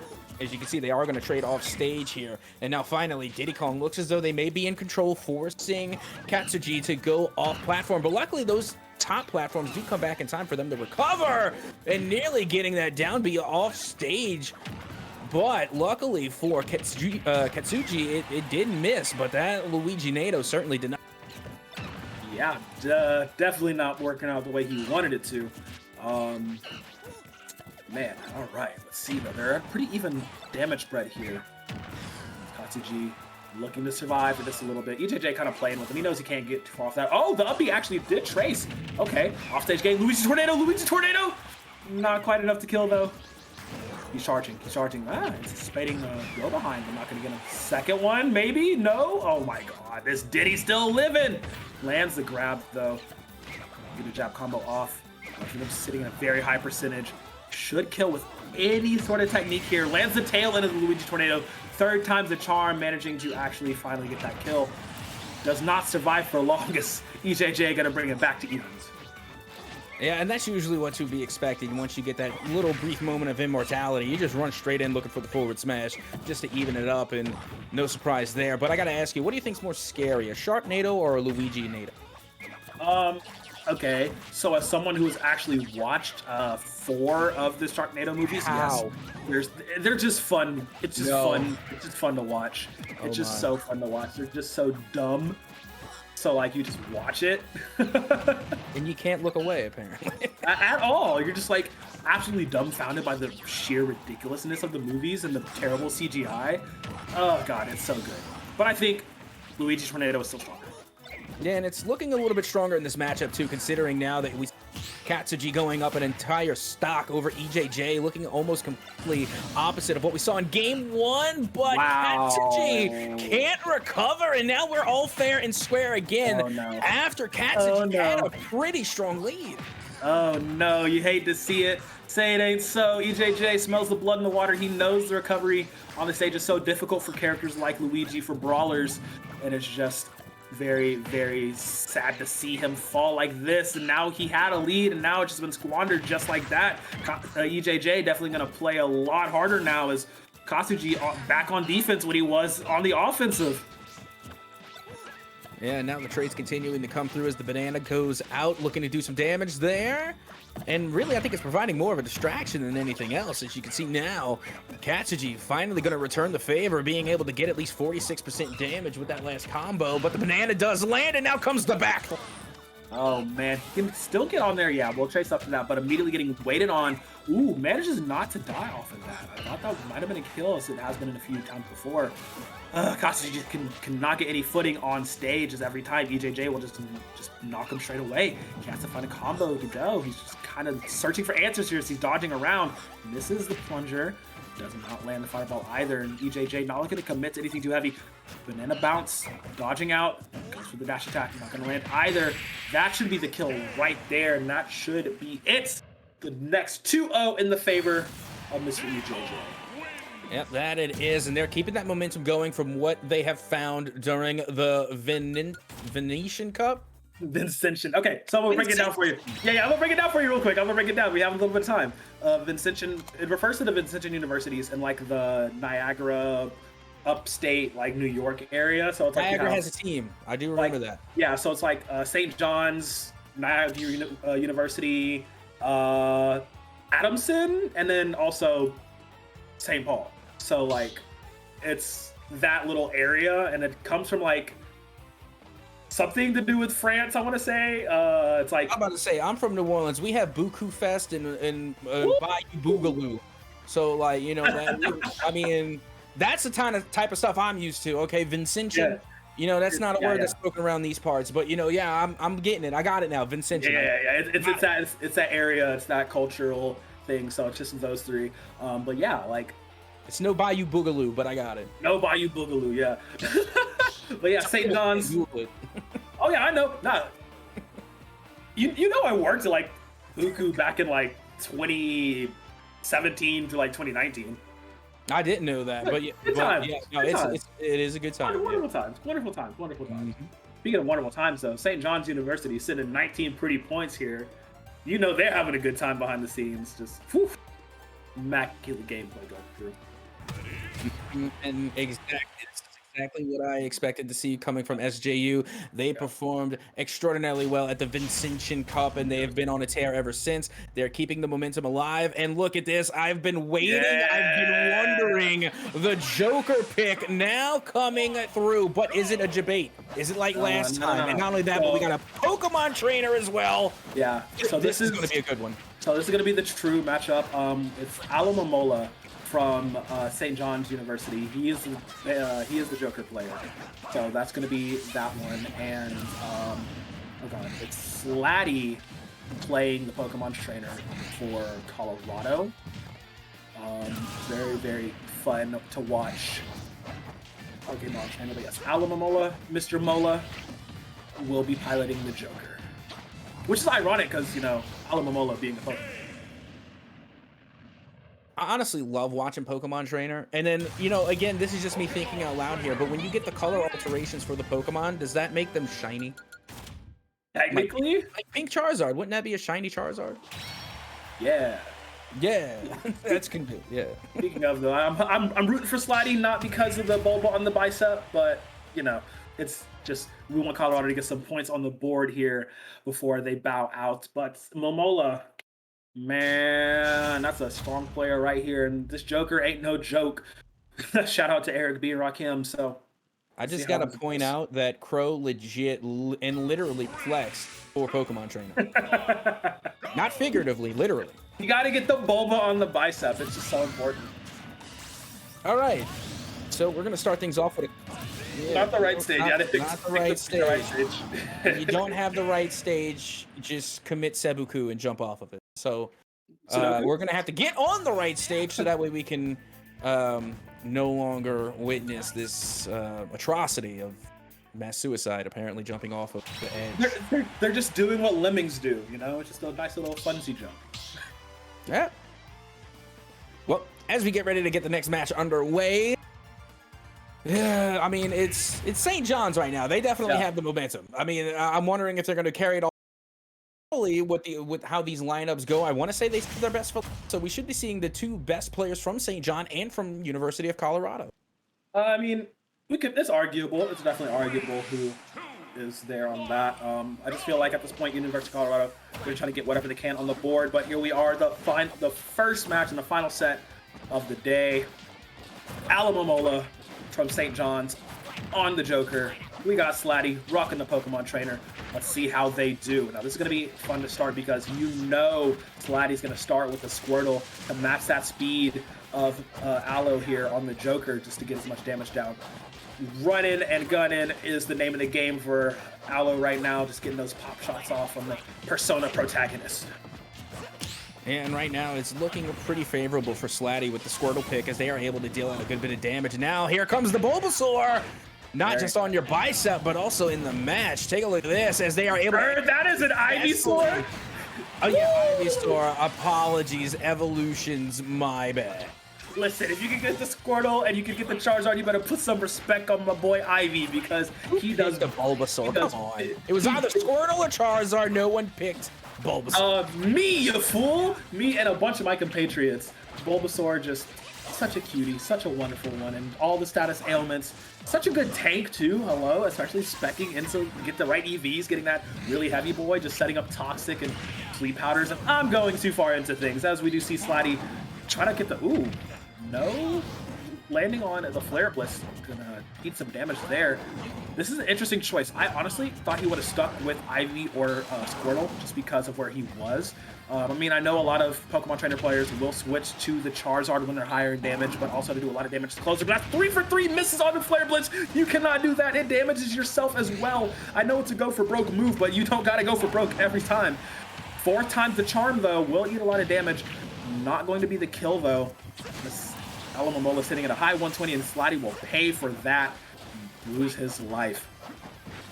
Yeah, but now out comes Squirtle. As you can see, they're going to be trying to use that speed and close right on in. But now, take a look at this. Now, Ivysaur comes out and uses the Vine Whip to get Alamamola into that 122 danger. and all it is going to take is one solid maneuver coming through. Meanwhile, Charizard does come out to back cleanup and nearly is able to confirm the stock elimination, but the recovery from Joker gets them back on stage. Yep, gets him back on the stage. Arsene is out. Persona available. Empowered attacks all at the start. Goes for a charging forward smash. Not going to get it. Up throw. Okay, Sky, little seismic toss going to land and get himself that kill. Slatty up 1 over Alamomola, but for how long is the question? We'll be able to start the combos. Dash attack there. Run up, grab, down, throw. Get him off the stage. Gonna push him as much as possible. Switch to the Ivy. Goes for the headbutt. Not gonna work. Neutral air to get that leaf blade to hit. See how well Razor Leaf. No, neutral air is leaf blade. Neutral B is razor leaf. Gets the good up throw. Seed bomb gonna land. Let's see how much damage he can get going here as we do. I mean, Ivysaur is the midway point. The early game, you always want to be in the Squirtle, getting as much quick damage as possible. Very light, very fun, fast character. Off stage, neutral air. Gonna get there. Vine Whip to get back on the stage. Woo! But the empowered Arsene from Aloe will not actually get the kill. Now he has lost it. Trading in, and we'll switch out to the Charizard, the Slatty, but to no avail, as that will be the kill. And just like that, we're back at the Squirtle point. Let's see what it can do. Charging forward smash will seal the deal, and Slatty will get the first victory in a long time for University of Colorado here. Very, very good stuff. Oh, absolutely. And that was a fantastic game one, especially, you know, when you're considering that it's the Pokemon trainer going up against a Joker pick, because there was such a long time where Joker was the meta, you know, initially coming in and just being an absolute powerhouse that a lot of people were struggling against. But you can see, you know, with the Pokemon trainer coming from SJU, from Slatty, looking as though they have this Joker pick figured out. Yeah, Slatty doing a really good job picking up like I said, Slatty's one of the, there's a few Pokemon trainer players in this league. I definitely like Slatty's a lot. He does a very quick job of cycling out the evolutions, cycling out and giving those rotations on who he wants to play. Aloe just falling a little bit short there towards the end. It got a little scary because that first stock where Slatty was just spamming Flare Blitz was a little worrying to see. I feel like if you played that differently, it might have not have gotten to that close point, but right off the bat, Slatty with that Squirtle. Gonna go ahead and get some damage off onto Aloe, who does get a slide tackle in. See how much damage he can get going, and he tie up the score line, or is Slatty gonna get the first and only 2-0 of the night for University of Colorado? Yeah, well, so far so good. Slatty once again going to work here, taking the lead early, being able to put Alamomola into the danger at 75%, but you have to watch out. A lot of potential here for Alamomola on this Joker pick to deal a lot of damage very quickly. Meanwhile, Slatty just playing this one perfectly, being able to deal out massive amount of damage, all the while avoiding the danger until just then. Yep, that early Arsene pop from Alamomola doing a lot of work, covering that damage discrepancy between the two. Goes for a charging forward smash, gets shielded and returned on by Alamomola. Neutral air will get more damage offside. Slatty will claim that first stock. Let's see how long he can survive in this one. Playing that edge guarding game. Nice switch in from Slatty. Get that damage from Charizard. Just gonna go for that fire tail. Get some damage going. Very nice. Tilt. Gets down. Grab. Breathe some flames on a back throw. Arsene is back out. That means empowered damage for Alamomola. Run up dash attack. Goes for 2. Ehiga not going to land. Downward aerial not going to land. Doesn't matter. Can just change direction in the air. Flare will get back on stage, and it's for free at that. Goes for a second one. Takes him a little bit too far. Only has 2 flaps left. Sky attack not going to get him back on the stage. Unfortunately, Slatty will fall. Alamomola playing that distance game however well he needs to. Yeah, now you can see it will be back to Squirtle in order to go up against this Joker pick, and they're doing pretty well. I mean, considering all the work that they had put in previously on the previous stock, being able to get Joker now to 100%, going off stage, but will come back with the rebuttal with the up B being able to land, and now Water Gun is going to land as well. Meanwhile, Joker does recover and is finally starting to put in a little bit more offense onto Squirtle. Yep, getting some damage down, but Aloe is sitting at a very high 127. Doesn't quite have Arsene yet and won't get the chance to. Slatty gonna put him down easy. That's 2 neutral air wins with the Ivysaur, taking both of those stocks. Slatty opting the early switch. Okay, going just to cycle back through to Squirtle to get the early damage racked up. Nice combo, downward air into up tilt into back air, just doing as much damage as he can. Arsene has been activated. by Aloe. See if he can get anything done with these empowered attacks. Not going for the barrier or reflect. I mean, Joker has so many tools available to him, but he can just have multiple gameplay. But Slatty's just go quick with the water squirrel turn. Yeah, that they are, but you got to keep in mind, Alamola is only that one stock remaining and nearly lost it just then and there. Slatty, though, is able to use the back throw to send Alamola off stage and will get the finish. And that is going to be a 2-0 win for the University of Colorado. Finally, the boy has arrived. Doing it for the grass types, doing it up big. Boba flex on him real quick. We love to see it. Slatty getting that 2-0 and putting some much needed points in the basket for University of Colorado. Unfortunately, they're not going to win the series score for tonight, but having points still counts towards that end of season goal. So very, very nice job by Slatty to get those 4 to his team. And yeah, that was just, I'm not gonna say it was a quick and easy 2-0. It was a quick 2-0. Yeah, I mean, it definitely was, but you also got to keep in mind the amount of damage that they're putting out so quickly, especially with when you have characters like Joker and Pokemon Trainer who can really just find the openings they need to put out that mass amount of damage. So it's no surprising that, you know, the match went a little bit quicker, but it was still relatively close when you really, you know, look at it. As far as damage percentage goes, they were pretty neck and neck for the majority of it. It was just both of them dealing out massive amount of damage at the same time. So either way, whether it had went in the side of UOC, which it did, or to the side of SJU, it was going to be a quick match no matter what. Yeah, a quick match going the way regardless, whichever. But yeah, like normal, we will have the winner's interview from a member of the St. John's University here in a second, even though they didn't win that last one. It doesn't matter. They won the whole thing, baby. So stay tuned. We'll be right back with the quick little winner's interview here for this final series of the day.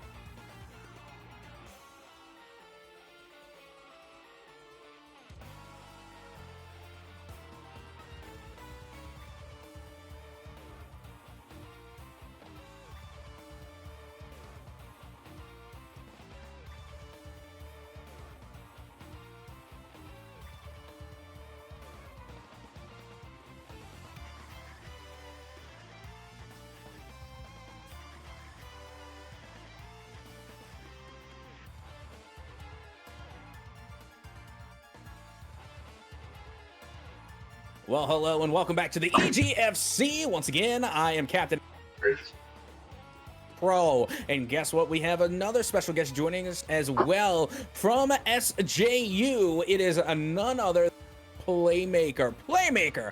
How are you feeling, and how are you feeling about your team after such a fantastic win here tonight? I'm feeling really great about our team's performance, actually. I think not only did we have, just end up getting the win over Colorado, but we also did it in style, which I was really happy about. I'm really appreciative of my players.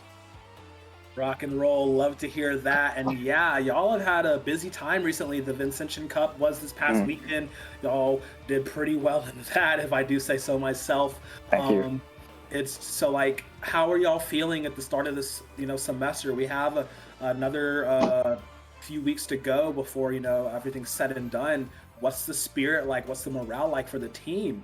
Fun fact, a few of our players have actually been attending stuff during the winter break, so they had some time to, get themselves prepped up before we even got back for the semester. I think it helped them out a lot, even if, they had some other stuff going on right now. It definitely gave them some prep time beforehand.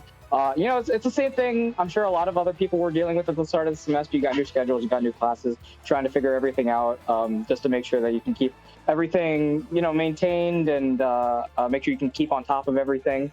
But I don't think that really got in the way of our playtime and our playability. If anything, I think we only got better in the last few months. So I think starting, especially after the Vincentian Cup with how we did, our players were in high spirits. We knew we could do it. It was just being able to put it forward and get our good performance out there. Gotcha. Definitely understand that. Glad to see y'all are keeping busy, staying on top of everything, honing those blades, sharpening where you need to. Very good to see.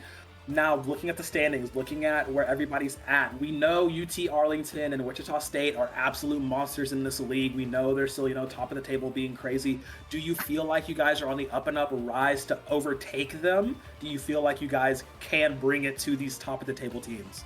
I think as long as we keep the momentum swinging in our favor starting from this game and going into the upcoming weeks, I think we have a very realistic shot of being able to take them on. Even if it isn't like a sweep at all, I'm not expecting it to be. But if we can keep it close and clutch it out at the end, I'm sure that we have what it takes to do it anyway. So it's only a matter of time. And I think we genuinely have the spirit, the motivation, and the ability to do so. Well, one last thing before we let you go, I gotta ask: is there anybody that you would like to shout out? Any acknowledgments you would like to make on behalf of yourself and your team? Firstly, yes. Firstly, I'd like to shout out. I'm one of the new co-captains for the team in general. Our previous captain, Ryan Vu, aka Tikka, he was the one who basically propped me up for this position, believed that I could do it, and I want to do him proud. Shout out to him for giving me the opportunity to do this in the first place. Shout out to my co-captain, Denny. She's also our manager and has handled a lot of the stuff behind the scenes for me, so I can both manage, a lot of the captaining stuff while also being able to handle a lot of schoolwork because I get very busy. So big shout outs to her. If she wasn't here, I probably wouldn't be able to do half of this stuff and we couldn't stay on track. And obviously big shout outs to just the rest of my teammates. I mean, we've been getting closer ever since, everyone started joining up together. We had some heartfelt moments at the end of last semester when our previous captain left. And I think that's only made us stronger. So I'm very appreciative of everything we've been able to accomplish, and I'm sure we're only going to go farther from here on out. Well, thank you so much for sitting down with us and talking to us. Thank you. Yeah, thank you for having me. I appreciate it. Absolutely. Well, that is just going to about do things here for us tonight, at least for the Super Smash Brothers side of things. It has been an absolute honor to sit here and enjoy the games. Pro, as always, it was a pleasure being able to sit alongside you and cast this nonstop action here at the EGF. Yeah, thank you so much, Cap. It's been a minute since we've been able to rumble like this. It's been really dope getting back on comms with you. But yes, thank you so much, Playmaker, for being here. Shout out to St. John's. Love that they have their up spirits. They feel like they can do it. They're getting supercharged, ready to go. But yeah, that will be it here for this portion. We still got some games going on the other EGF channels. Hop into those. I know I'm going to hop into another one here in a second. So from myself, from Cap, from Aeon Behind the Scenes, y'all have a good night. We'll see you next time.